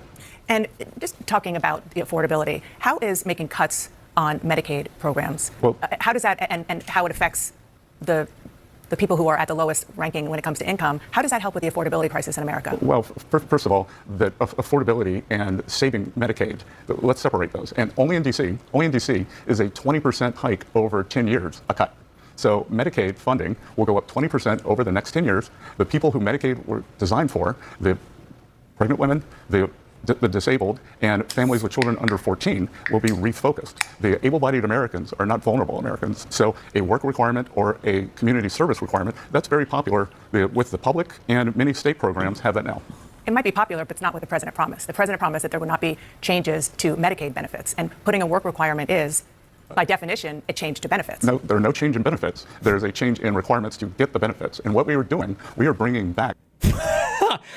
Like, this is what I mean. They're never going to break any promises because they always have like another way of rewording it, right? We should see this now with the immigration stuff. Trump's not taking away citizenship from anybody ever. That will never happen. What about here when Trump said he wants to take away citizenship from naturalized Americans? They're naturalized. They never should have had citizenship in the first place. So he's not taking away citizenship from people who should have had citizenship, right? It's the same thing. He's not lying. Oh, there's no change in benefits. There's just a change in who qualifies for benefits. Oh, okay. No, there are no change in benefits. There's a change in requirements to get the benefits. And what we are doing, we are bringing back manufacturing jobs. We are bringing back working class jobs. By securing the border, we have already seen working class wages move up. So we are creating jobs. People can get off Medicaid. Manufacturing jobs? Is that what the Mexicans were doing when they were coming up here? They were running to the factories? The Uber factory has a bunch of Mexican illegal immigrants working inside of it. The border, we have already seen working class wages move up. So we are creating jobs. People can get off Medicaid and get a job that has good health care benefits. If they're getting off Medicaid because they're working more, then why do you need to cut benefits for Medicaid? It seems like it should just happen organically, no? In theory, that works, but I'm sure you've seen and heard a lot of the concern, including and especially from Republicans who are the most vocal in Congress, about the fact that those work requirements are going to be very cumbersome to actually prove, and it will inevitably force the people who need that Medicaid coverage off the rolls. Well, first of all, the Republicans are not the most vocal on this. It is a group of Democrats who, unfortunately, seem to think that poor people are stupid. I don't think poor people are stupid. I think they have agency, and I think to have them register twice a year for these benefits, that is not a burden. But these people who want to infantilize the poor and those who need these Medicaid benefits are alarmist. Yeah, but my impression of the Republican Party is that historically wanted to cut through the red tape and not create more red tape. But I do want to move on because no. But we've also wanted to put in work requirements, which somehow that was very popular under Bill Clinton, was popular under President Obama, and this Democratic Party blew out the deficit in 2020, and they never want to bring it back. But work requirements. I'm so sorry. Fuck, my recent history is so bad. Who was I'm trying to remember way back in 2020. Who was the president? Fuck. Does anybody remember in 2020? Does anybody remember who that was? Requirements, which somehow that was very popular under Bill Clinton, was popular under President Obama, and this Democratic Party blew out the deficit in 2020, and they never want to bring it back. But work requirements even poll well with the median Democratic voter, maybe not the fringe. let's talk about tariffs. Let's talk about the fact that every bad thing that happened under Trump somehow gets magically ascribed to Biden or the Democrats. Can we talk about that? Why do you let that stand? Why does she let that comment stand? President Trump gave countries a 90-day pause on the sweeping tariffs he put in place back in April. That pause ends in 3 days. What happens on Wednesday? We'll see. I'm not going to give away the playbook because we're going to be very busy over the next 72 hours. President Trump's going to be What have you been doing for the past 72 days? sending letters to some of our trading partners saying that if you don't move things along, then on August 1st, you will boomerang back to your April 2nd tariff. 72 hours. President Trump's going to be sending letters to some of our trading partners. Sending letters? What, does this motherfucker have a stationary kit? What do you mean sending letters? What, you guys don't have email? Why do they need a letter to remind them to negotiate a trade deal? What the fuck have you guys been doing for the past 3 months? I thought you guys have been working on this constantly, around the clock. What, are you magically going to get all these trade deals together in 3 days? Partners saying that if you don't move things along, then on August 1st, you will boomerang back to your April 2nd tariff level. So I think we're going to see a lot of deals very quickly. So it wasn't 90 deals in 90 days. It was 90 deals in 3 days. Dana, we're going to send out probably 100 letters to small countries where we don't have very much trade, and most of those are already at the baseline 10%. Well, you said August 1st. Do you mean what's going to happen in August? So countries will get a letter saying that if we have not reached an agreement, then you will go back to the April 2nd level. Wasn't that always the deal? What, you're sending them a reminder? Do we do reminder bills, reminder payments, reminder letters to other countries? How do you send a letter to a country? Who are you lettering that to? Does it go to like the capital, or does it go to the? On August 1st? On August 1st. Okay, so there's basically a new deadline. It's not a new deadline. We are saying this is when it's happening. If you want to speed things up, have at it. If you want to go back to the old rate, that's your choice. When you say that there's going to be a lot happening over the next few days. Yeah, is it the letter like addressed to Mr. Japan? You don't want to give me the playbook. Is there a playbook? Sure, the playbook is to apply maximum pressure. We saw that the EU was very slow in coming to the table. 3 weeks ago on a Friday morning, President Trump threatened 50% tariffs, and within a few hours, 5 of the European national leaders had called him, and Ursula von der Leyen, the head of the EU, was on the phone, and the EU is making very good progress. They were off to a slow start. Making good progress? Bro, these guys are just like the most. Remember how these boomers were always like, oh, why do these people want participation trophies? The entire Trump admin is just one giant participation trophy after another. What happened with Hamas? We tried. What happened with Putin? We tried. What's going on with the trade deals? We tried. Have you done anything? The president said some countries could end up with tariffs as high as 70%. Which countries is he talking about? I think you go back and look at the April 2nd levels, but again, none of those are major trading partners. There are 18 important trading relationships that account for 95% of our deficit, and those are the ones we're concentrating on. Are you close to any deals before Wednesday? I know you're talking now about August 1st, but where are you on we are close to several deals. Any? Can you name one? As always, there's a lot of foot. As always? Doesn't that mean you're not close? If you're close as always, then that sounds like you're not close ever. Bragging on the other side, and so I would expect to see several deals. As always, there's a lot of foot dragging on the other side, and so I would expect to see several big announcements over the next couple of days. Can you name names? I'm not going to name names because I don't want to let them off the hook. Okay. How would that let them off the hook? That doesn't even make sense. Can somebody with a fucking brain ask some fucking questions? It's not, by the way, that they don't have a brain. It's that they have to play the most gentle fucking... They're probably playing footsies under the fucking table. And they probably get this guy like a hot chocolate with marshmallows and candy bars. And they probably get him a fucking prostitute. He's a Republican, so probably a 15-year-old one from the Epstein backlogs or whatever, right? They have to be so nice to these people because if you push them on literally anything, then they'll never come on your network again. Okay. How would it put pressure on somebody to say, oh, wouldn't it put pressure on them to announce that you're about to make a deal with them? Like the EU is really close, actually. Wouldn't that why would you not say anything? Doesn't that let them off the hook? How does that even make sense? When you talk about these letters and you talk about kind of the 90 deals in 90 days, at least the president should ask, who are the letters addressed to? I want to know if you're emailing or are you writing a letter to Mr. Germany? To Mr. Brazil. Who does the letter go? Did you just write them to the president? Their treasury secretary people? Their president did back in April. So far that we've seen 3, and they're not concrete deals the way that we're used to seeing trade deals. They're frameworks. Mm-hmm. The president has a reputation, self-described deal maker. So why haven't we seen the kind of deals that he promised in the last 90 days? Well, they're coming. Well, we're about to. I would be very excitedly looking over, the next couple weeks. You're going to see some stuff materialize. Again, he didn't promise this, and when we say kind of deals that he promised in the last 90 days. Again, he didn't promise this, and he didn't promise that we were going to see trade deals. He didn't promise that we were going to see. So wait. So he just nuked the global economy and U.S. trade on a fucking whim? For nothing? Well, and when we send out the 100 letters to these countries, that will set their tariff rate. So we're going to have 100 done in the next few days. And that's not a deal, that's a threat.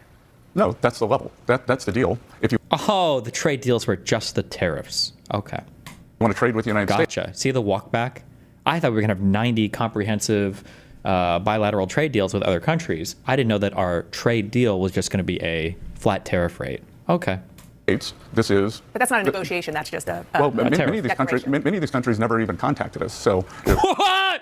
Whoa! What? I'm sorry. I thought you said everybody was clamoring to be on the phone with Mr. President, with President Donald Trump, with the trade master. Now you're saying a lot of these people didn't even give a fuck? But that's not a negotiation. That's just a many of these countries never even contacted us. So that's the thing about being the deficit country, Dana, is when you are the deficit country, you have the leverage. These are surplus countries. None of what he's saying even makes sense. You understand this is like a 55 IQ conversation, right? When you're the deficit country, you have all the leverage. Really? But I thought you just said none of them contacted you. Of course, because we have so much leverage. Shouldn't they all be like climbing over themselves to contact you then? If you have all the leverage, why would none of them contact you? But you're about to send letters to all of them, right? So if you're the one begging them for a deal and you're sending letters constantly and they're not even contacting you, it doesn't sound like you have very much leverage. It sounds like something is fucking retarded about that statement. that they have exported more to us than we export to them. So we have the leverage in the situation. You know, when I talk to small business owners, both doing You interviews can't let them get away with these truisms. Push it. Whatever. I don't know. with them and just in and around in my life interacting with them, I have not met one who has not said it's the uncertainty with the tariffs that is making it so hard for them to do business because they're kind of frozen in place. What do you say to those business owners? Well, I'd say two things. The other thing they would probably have been telling you is it was the uncertainty around taxes. So with the one big beautiful bill, they now have great certainty on taxes. No, they've said tariffs. No one gives a who? Find me. I legitimately want to see this. I am serious. I'm not just saying this also. I legitimately want to see who are the business owner, real business owners, okay? Not some retarded fucking plumber guy who hires, his uncle and his brother. Like, show me these business owners who are like, we really need tax cut, or we need some big tax thing. I can understand like green energy incentives, like tax credit incentives, sure. But who the fuck are all these business people waiting on our personal income tax cut to do anything with their fucking bit? Where are these people at? Because the only people I hear who champion these things are fucking rednecks living out of their fucking trailers who don't even pay federal income tax. Like, where are all these business owners talking about this? It was the uncertainty around taxes. So with the one big beautiful bill, they now have great certainty on taxes. No, they've said tariffs. No, but let me finish. When I'm out talking to businesses, they want trade and taxes. So we have certainty on taxes now. All businesses know that they'll be getting 100% expensing for new plant and equipment. You couldn't expense equipment before? Is that a thing? I just don't even believe it. I don't even believe him. You couldn't expense equipment that you buy for your business before? On tariffs, again, it is the 18 expensing for new plant and equipment. On tariffs, again, it is the 18 important trading relationships, and we're moving through those. Genuinely curious, do you think you can make meaningful change re the amount of pushback on these shows if you use your following to write respectful emails asking for better coverage? So-called big beautiful. I don't know. Probably not. Because I feel like they would just lose access. These guys just wouldn't go on their shows if they knew they were going to have a serious conversation.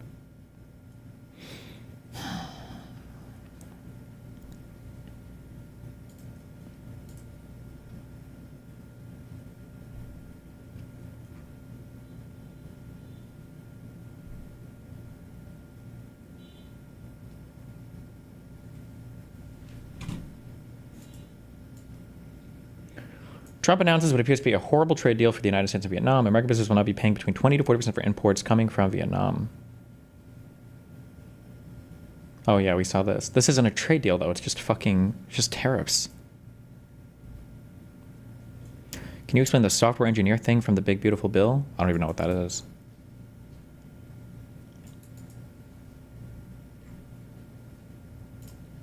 There's a lot of congestion going into the home stretch, and as part of the trade team, what's great about having President Trump on side is he's created maximum leverage. So by telling our trading partners that they could boomerang back to the April 2nd date, I think it's really going to move things along the next couple of days and weeks.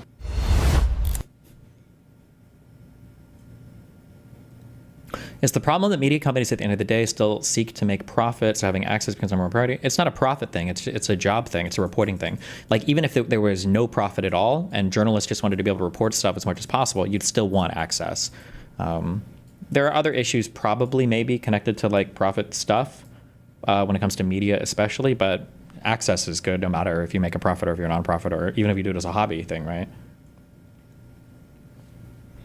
Vietnam says 20% U.S. trade deal not final, despite Trump's announcement.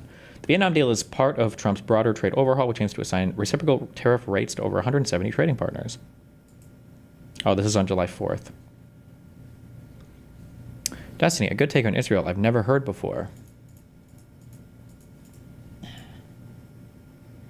Palestine activists unintentionally reinforce Israeli state narratives. A big problem with their post-colonial narratives beginning either 1917 or 1948 is that while their intention is to frame the Zionist project as settler colonial backed by a European empire and hell-bent on an exclusive Jewish state, they fundamentally rely on the founding myths of the state of Israel in 48 in order to construct such history. In the 30s and 40s, the Zionist leaders under the mandate became increasingly aware of the necessity to create a sovereign Jewish majority state after decades of violent Arab nationalist attacks on settlers. Of course, the foundation of a state requires a certain foundational mythology to legitimize its creation in the eyes of its citizens and the international community. For essentially propaganda purposes and the previous goal, the dominant Maipai party began to look the past by some Zionist writer who had emphasized the need for a Jewish state, and they found Theodor Herzl. He was an Austro-Hungarian political scientist from the 1890s who had written Der Judenstand and who engaged in diplomacy.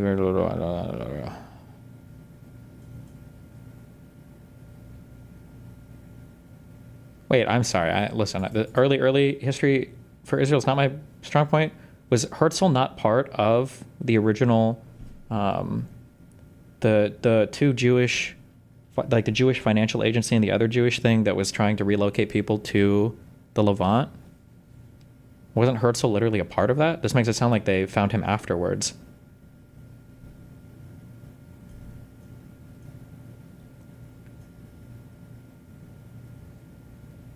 Fuck you guys.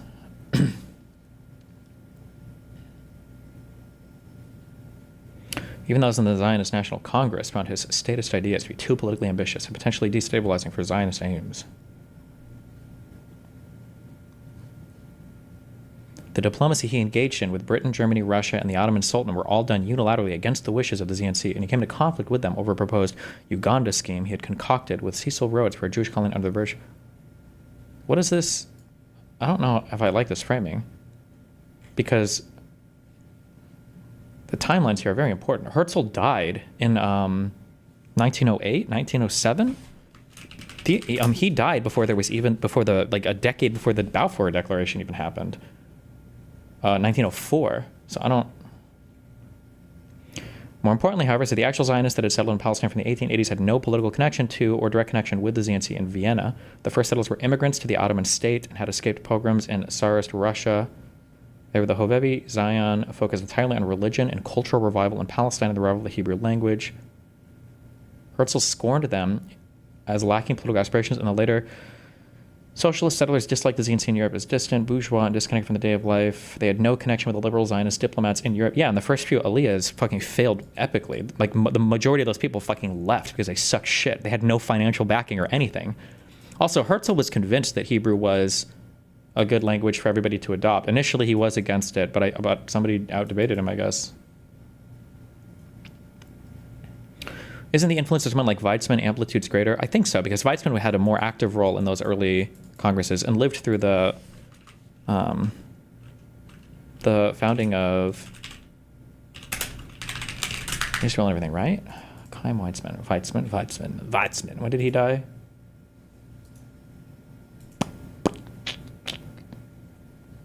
'52.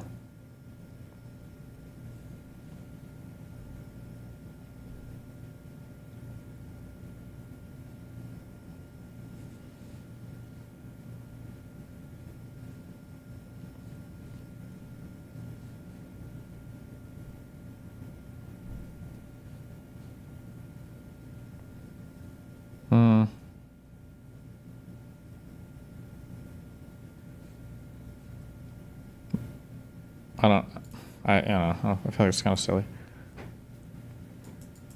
Okay. What else do we have?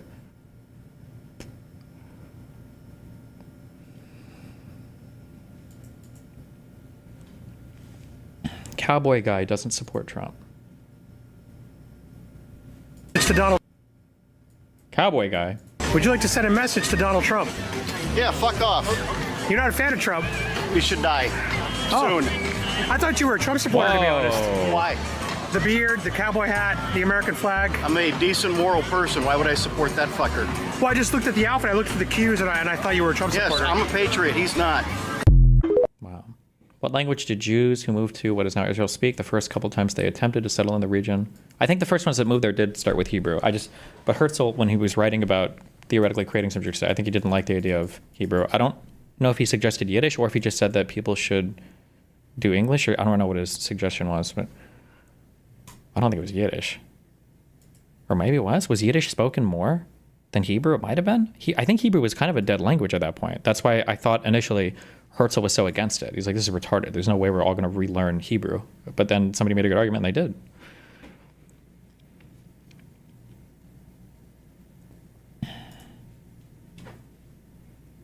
I can't believe this fucking guy said this. The Tax Policy Center says the majority of the tax benefit. I'm so triggered. You are. Well, Dana, first, let's have a look at the Yale Budget Lab, because I was looking at their findings, and this week I actually went on their website. They're all ex-Biden officials, so I think we can discount everything they say. Okay.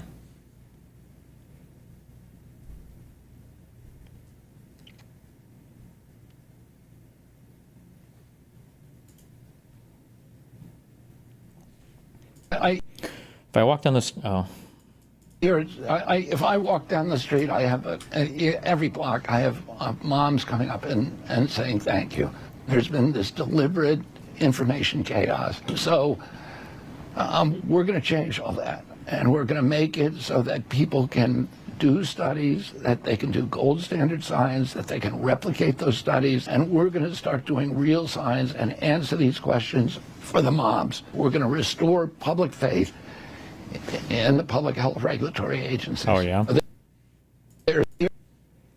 We're 5 years in and GOP is still talking about the lab leak. I'm sorry, but 90% of society is fucking tired of COVID. It's a dead horse. Get over it. I feel like the first half of your dono completely contradicts the second half of your dono, but okay.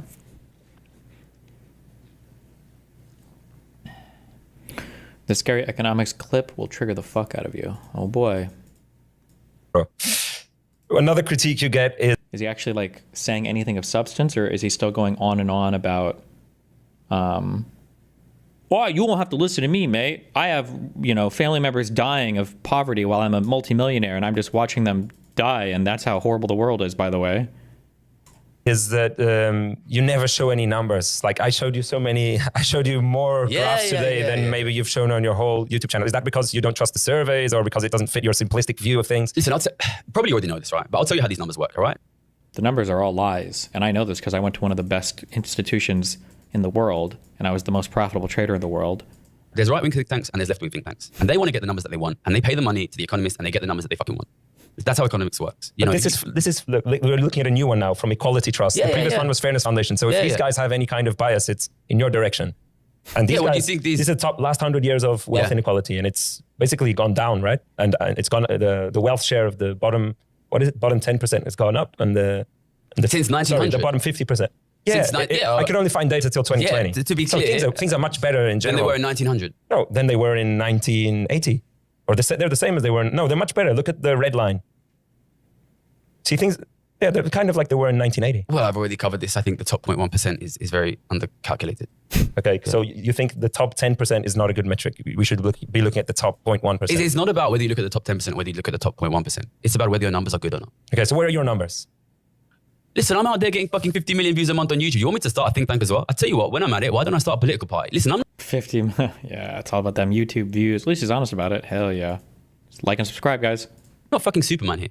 What do you want me to do? I want you just to show numbers.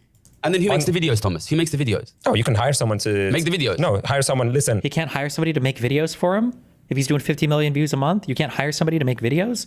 I want to show people that wealth inequality is rising. Help me get that data. My last video I did before I came out was a shout out to these think tanks. What the fuck are you doing? Where are you? Where are you? Listen, I'm one guy. And I think I'm having a lot of impact. I could choose. I was working for the think tank. I worked for a think tank doing this kind of stuff in London. And I could see they weren't going to get anywhere, so I left. Which think tank? What were you doing for work there? I could see what we needed was a YouTube channel. So I started a YouTube channel. I'm working on a YouTube channel. I don't work for a think tank anymore. Listen, there's 75 think tanks in London that should be doing this shit. And I'm trying to talk to them to get them to do this shit. But I can't do it all. Listen. Yeah, but come on. I had 1 day to prepare this and I found 10 graphs. Listen. Did you make those graphs? Listen, if you want me to bring up... Listen, I told you... I don't want you to make the graphs. Yeah. I just want you to show some graphs. Listen, I worked in the sausage factory, okay? Listen, I know these graphs are bullshit. I know the graphs are all bullshit. I know... From Fairness Foundation and from Equality... Listen, all of the graphs are bullshit. Okay. Oh, you know that. Come on, you know that. You know the graphs are bullshit. If they're based on a survey, I understand your critique. But if they're based on different data points, maybe, I don't know, you're the economist. Okay, let me ask you a question. How many traders do you think are looking at these graphs? That's economics, not finance. Why would a trader look at income inequality graph? They're not related at all. These types of questions are so fucking stupid. I have no idea. That means zero. These graphs are not for the economists. They're not for the traders. They're for the public. They're bullshit. Traders want to know what's happening. Listen, when I was a trader and I was making, tens of millions of dollars a year. He wasn't making any impressive, he was not an impressive trader. Literally nobody corroborates that story. And every single person that's worked with him says the opposite. He was just a middle of the road, like smart, like he worked as a trader. He wasn't an idiot, but he was not this ultra impressive, super crazy guy with keen insights into the market. Yeah, for the bank. You think they asked me to bring up graphs? No, the reason they back me is because I'm right again and again. You want to know... Wait, so you didn't trade off of... Sorry. You didn't trade off of any information at all? You just traded off of vibes? You didn't have any chart? You didn't have historic performance indexes? You didn't have any kind of... it was just you looked at a thing, you're like, that's the one I want. Public. They're bullshit. Traders want to know what's happening. Listen, when I was a trader and I was making again and again, you want to know evidence, go and watch my first video on my channel. The COVID one. June 2020. What does it say? Yeah. It says that there's going to be a cost of living crisis, an inflation crisis, a massive increase in prices, of the gold price, of stock prices, of housing prices. Was I right on every single one of those predictions? Seems to me, yeah. Yeah. The same guy who was right on every single one of his predictions in 2011 was right on every single one of his predictions. Prices on everything are going to go up? Holy shit. Somebody get this guy the fucking Nostradamus award. In 2020. And that's why banks pay me millions of pounds to manage their money. Now I'm out here telling people for free on YouTube what's going to happen. I don't need to do that. I could get paid millions of pounds a year to not tell you. Okay, I'm telling you. And okay, if you want that's another issue. Yeah, if you want me to draw a graph, listen, I'll find you 10 geeks to draw a graph. They're bullshit. The graphs are bullshit. So what are you basing what are you basing yourself on? Actual genuine understanding. So but where does the idea wealth inequality is rising? Where does it come from? From the fact that ordinary families and governments' wealths are collapsing. So then you should be able to show that, demonstrate that. Has to be going somewhere. What do you think it's going? You think it's disappearing? Okay, I'm just curious. Yeah, so it's because it has to be going somewhere. So that's your main argument. We cannot accurately measure the wealth of the very rich. It's very, very difficult. We have economists doing that. If you want, there's an economist, French guy, Gabriel Zuckman. He's really good. Bring him on. His French accent is quite strong, but he's a good economist. He's doing that. He can do that. What we can see is falling living standards. And what we can see, look at the numbers. Look at... What number? Well, that's what he's asking. He's asking, what numbers? What numbers do you want to look at? European government wealth. Look at it. Go and get the graphs of European government wealth. Where's it gone? It's collapsed. European governments used to hold significant amount of wealth. Now it's massively negative. And then look at the increased size of debt of your average Western European family. Who's it to? We can see, what we see is the collapsing wealth of the middle class and the collapsing wealth of governments. That is what we can see. That is what is obviously true. The statistics don't show you where it's gone because it's gone to a group of people who are very difficult to measure. Listen, but maybe honestly, I find it frustrating because I worked with these think tanks, right? And I know it's all bullshit. I went on Diary of a CEO and they put out these graphs and these graphs. And all of these numbers, then some left-wing think tank gets hold of them and it discredits them and everything is all biased, it's all bullshit. It's all fucking PR bullshit. Yeah, but I bet my fucking money on it and I'm right year after year. And listen, who do you think? Listen, the rich, they pay these think tanks, these guys, 50, 60 grand a year to make graphs, to make statistics. Gotcha. They pay me £2 million a year to manage their fucking money. Who do you think they fucking trust? They're not measuring the same thing. I don't even know if he worked for anything or if he's actually just a demon. I think because he really did work those jobs and he really did go to, was it Oxford? So he must be intentional. He's intentionally lying. He's a demon. He's like a Tucker Carlson. Why would you ever compare these two things? It's like a bodybuilder getting a job as a doctor and then being like, well, this guy says he can make you healthy with his prescription. Look at his body. Look at my body. Who are you going to trust? It's like, what? Why the fuck would nobody working at the Sturt desk and whatever the fuck, I don't even know what company, nobody working in these funds is looking at broad economic indicators for managing financial instruments. What? But they're not paying Fairness Foundation, bro. Listen, I know the guys at Fairness Foundation, they're good guys. Listen, all of these economic statistics, I know... Wait, they're good guys? I thought you just said all of them were fucking paid off by the wealthy to publish fake numbers. I hate this guy so much, dude. They what? These guys, they know the graph they're going to get before they fucking do the data. And they fuck it around to get what they want, The guys, I know the guy who runs Fairness Foundation. He's a good guy and he's trying to do good things. But, banks don't pay guys to draw graphs. They pay guys to be right. They pay guys like me to be right. Go and watch my videos. Look at the predictions. You think I just pull these out my ass? Listen. And listen, if you want bullshit graphs, then I can give you a list of 50 think tanks making bullshit graphs. But they're not getting 50 million views a month on YouTube. I'm doing what I think is effective. Right, that's fair. So it's not fair. It's fucking retarded, but this is by far the best podcast Gary has done. Initially, I thought you were very combative from the trailer, but you provided very nuanced critiques which created very interesting, unique insights we've not seen from Gary before.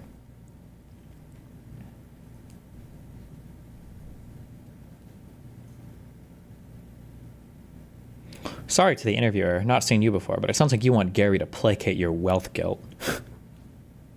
I think you completely missed the point of what Gary was saying. Spent the whole interview trying to expose him as a fraud. We are in such an anti-intellectual place right now. Oh my God. Nobody trusts anybody, I guess, or we just trust the, I guess the YouTubers now based. On the weeks. Okay, so let's talk about some analyses on these tariffs. From the AP, they say this: a JP Morgan Chase Institute analysis finds a critical group of U.S. employers would face a direct cost of $82.3 billion from President Donald Trump's current tariff plans. Lies. They go on to say the investment bank Goldman Sachs said in a report expects companies to pass 60% of their tariff costs Other countries onto pay that. consumers. Our Lies. most recent poll shows that 57% of Americans do think the tariffs are going to hurt the U.S. economy.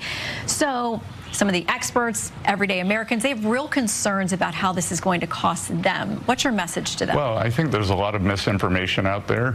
I think TDS, Trump derangement syndrome, has turned into tariff derangement syndrome. As soon as you call them the Trump tariffs, 90% of Democrats hate them. And I'm going to have to disagree with Goldman Sachs and JP Morgan. The empirical data shows that we have seen no inflation thus far, and we'll see over the coming months. And Shannon, there's a big difference in inflation and a one-time price adjustment also. Inflation is a generalized monetary phenomenon. We're not going to see that. And thus far, we haven't even seen the one-time price adjustments. What we are seeing, the business model for many of our trading partners, especially in Southeast Asia, is to produce, and the manufacturers in those countries are taking the price increases into, or the tariffs into their margins. So let's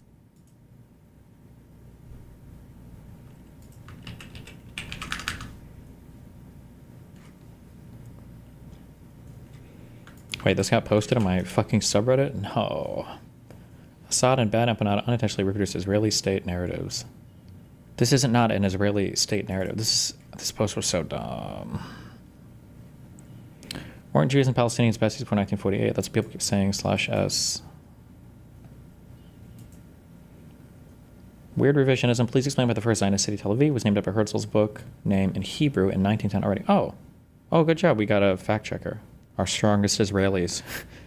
And the neighboring city, Herzliya, named after, guess who, in 1924. Trying to claim that Herzl was not found fundamental to Zionism is really a refreshing take. I will give you that, but it's so easy to refute, though.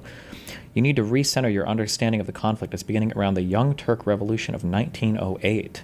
It is then that a newfound free press in Palestine and emergent Arab nationalism began to threaten the Yishuv settlements with violent threats and actions. In response to the Yishuv began to claim more political goals of autonomy and territorial defense.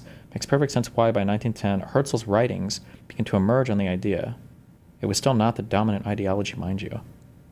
You're being downvoted, but you're not actually wrong. Sam Aronow on YouTube is a really approachable primer on Jewish history, and he covers this.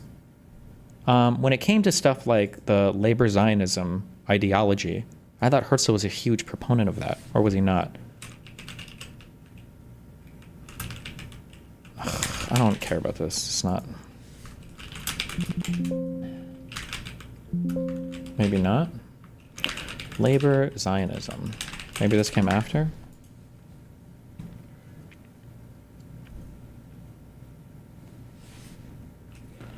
Unlike the political Zionist tendency founded by Theodor Herzl and advocated by Chaim Weizmann, labor Zionists did not believe that a Jewish state would be created by simply appealing to the international community or to powerful nations such as the UK, Germany, or the former Ottoman Empire. Oh, maybe this was a different branching ideology, I guess. I feel like in the, what was the name of the book that Herzl wrote? The Jewish State? I'm trying to remember if he talks about, doesn't he talk about Jews going to the land and working the land and all that bullshit? Maybe it was a smaller part of it. I don't remember. I read that in Israel. I don't remember at all.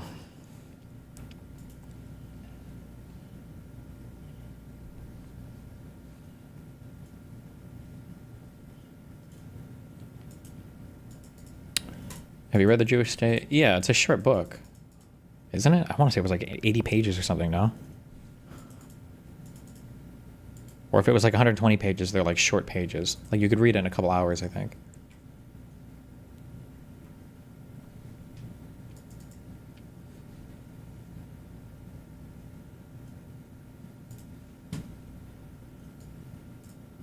Oh, God. The sleep paralysis demon.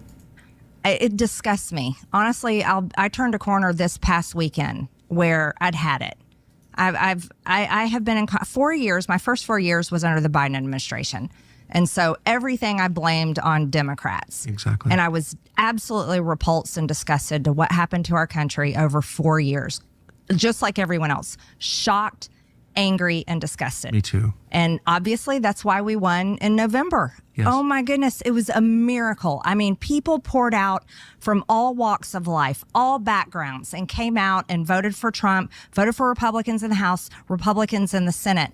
So we've been in power for 6 months. And I was so excited in the beginning, thinking there's nothing we can't do. Literally nothing we can't do. But 6 months in, there's literally nothing that we can do. And then we ended up bombing a foreign country. And that upset me so much. And I'm allowed to be upset about it. I can stand here and say... You are allowed? Well, no, I'm not sure if... not according to Mark Levin and not according to many others. Wait. Here's a question. I don't know the answer to this. Has Trump ever attacked Marjorie Taylor Greene? Because Marjorie Taylor Greene was quite critical of the Iran strikes on Twitter or X. Did Trump ever go after her for this, or has he ever mentioned her negatively? Maybe she's like too central to like the MAGA ethos that he can't.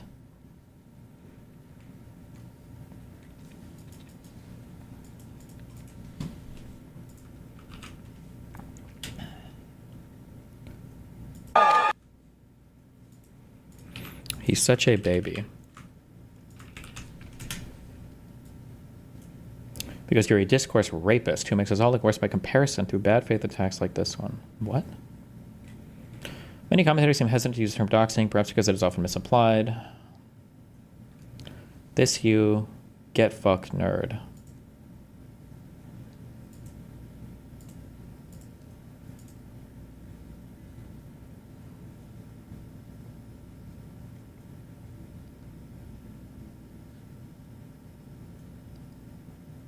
What does that have to do with Twitch's terms of service?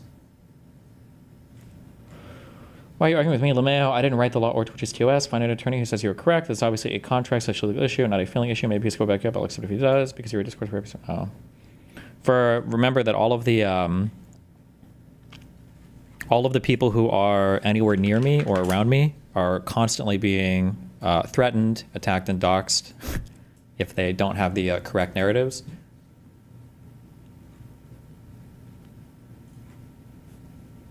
So it is possible that Nick is being pressured in the background too.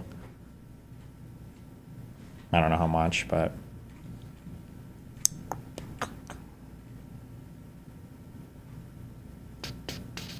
Hold on.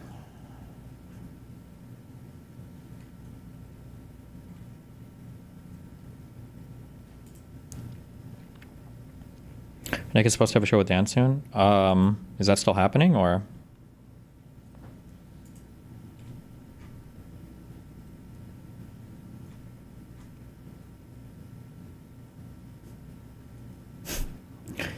I like how, I can't tell for some of these Kiwi Farms accounts. I don't know if these are Blabs alts or if there are other people who, like this guy posted yesterday. I'm probably going to utilize my break from work to start A-logging. That's where you record every single piece of public information you can ever find to stalk somebody. Willie Mack.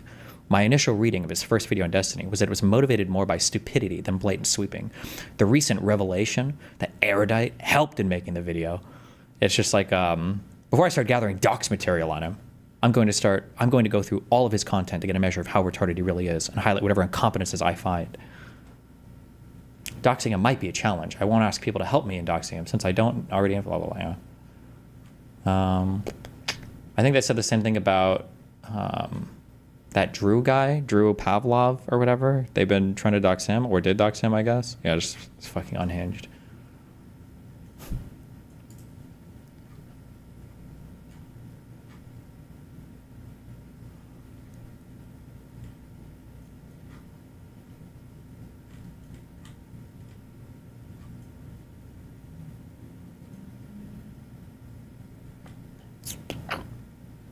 Good times, good memes.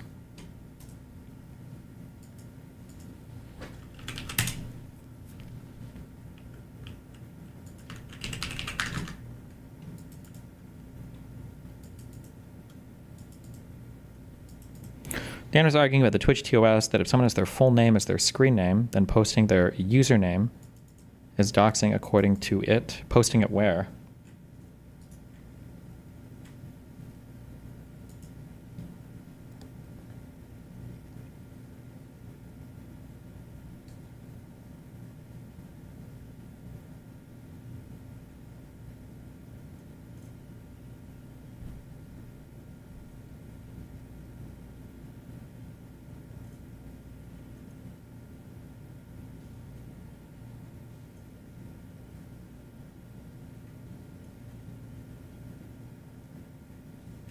I mean, it depends on... Doxing is always like an intent-based thing. A Twitch account such as Jess Byron1 on Facebook, used to provoke a streamer, could belong to a vulnerable individual, for instance, a survivor of domestic abuse. Like, I mean, like, this is... I mean, like, this is all true. I don't know if... Like, it's not... We already... Like, we've seen this a million times, right? Remember the whole Reddit discovered the bomber guy... the Boston Marathon bomber, and that was the wrong account. Or you can see people provoke people from accounts and it's just a fake name. Hassan had the wrong account when he was trying to dox the one dude. Like, why do you defend this then? Didn't you get banned just for displaying an email from Twitch staff once? What am I defending? What do you think I've defended? I think Hassan's behavior is unhinged.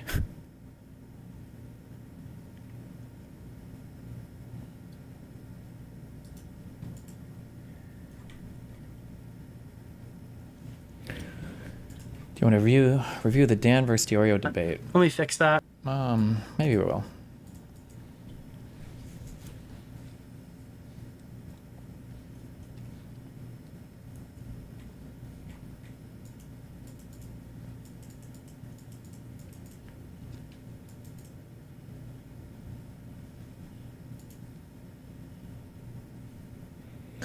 This didn't show the email. He made up a generic email based on the guy's name that actually turned out to be the guy's email. Oh yeah, because I said like, oh, this was like John at Twitch. But the guy's name was actually John at twitch.tv or something. And I was like, what, really? And they gave me a 1 week ban for doxing. Good times. Russia will no longer publish any demographic data from now on. Okay. Jesus. You see Econo Boy coming out as a socialist. Really? My journey to Democrat. Oh, yikes. And frick you, Hassan! Okay, I'll keep looking around. Yeah, they said. What? And frick you, Hassan! Okay, I'll keep looking around. Yeah, they said if we run into him, it's okay, but yeah, we need to do our own thing. Okay, that's fair. Yeah. Ah, thank you! A Pokemon pack! Yes, I got a pack earlier too. Yes. We should open them later. Yes, we should. Yes. And frick you, Hassan! Damn. Is Nick still hating on you? Who, me? Does Nick hate me? I don't think we hate each other. Like, I mean, I think I've lobbed some grenades at him recently, but it's not like personal. Okay. Yes!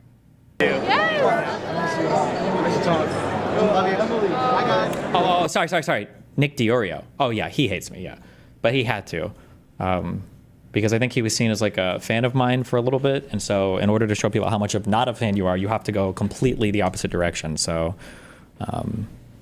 yeah. You have to be I'm a literal rapist or whatever. Wait, why is Econo Boy saying he's going to be a dem sock bad? Isn't dem sock distinctly different from socialist snakes? No, I don't think so. When somebody says sock dem, it's already kind of like iffy. When you say sock dem, I'm not sure if you're really a sock dem or if you're a tanky and hiding. Dem sock is explicitly, that is a socialist. And that's your basic, you're already there. Nice to talk. Love you. Emily, hi guys. Can I get a picture of you too? Right now, I'm so sorry. Okay. Where are we going? Yeah, everything's okay. Move along, carry on. Wait, here.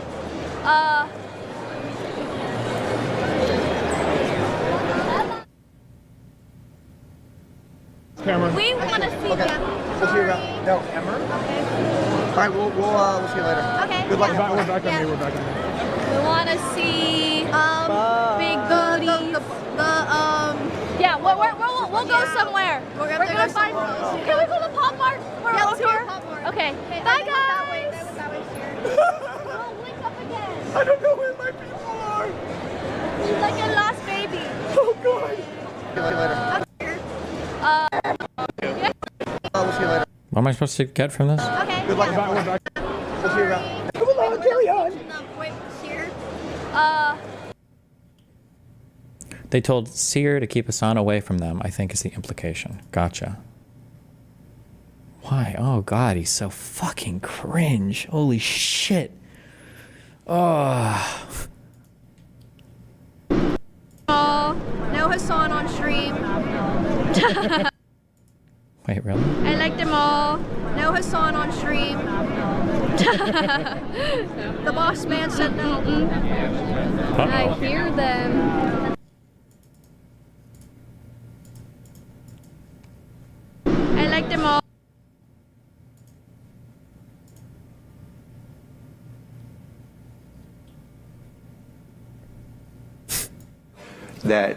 God, dude. Listen, even before Hanania renounced his Trump vote, I still think he was a good memer. This guy triggers the fuck out of everybody. The quote for this was, "So sad knowing these budding astrophysicists would be talking to us, or I'm sorry, would be taking us to Mars if immigrants hadn't stolen their jobs."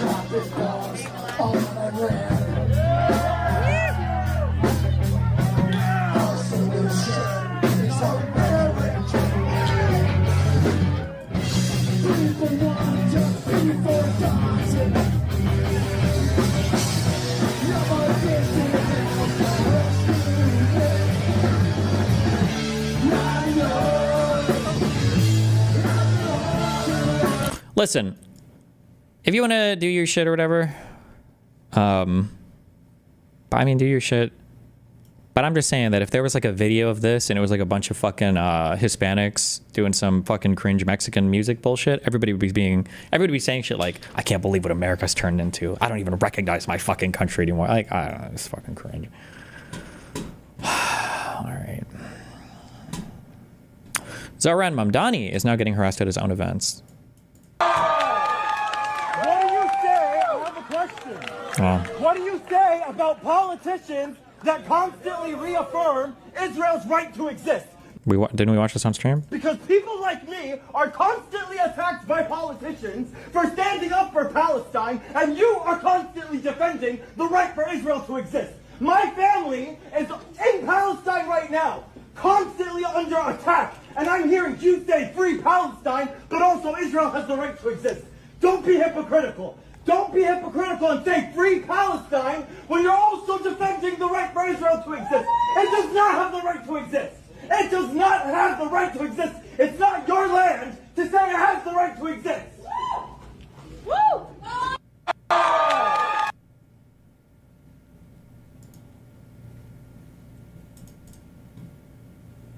Socialism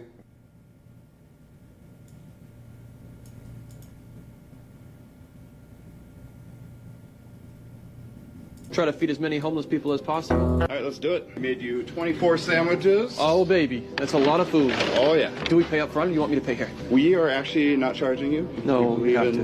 Doing good, and I talked to What was his reply to that? I think he just smiles at him and then moves on. my husband, and it's who we are. Because you're doing good, we want to help you. What's your husband's name? Joshua. Do me a favor and thank him for me. Thank you so much. Thank you.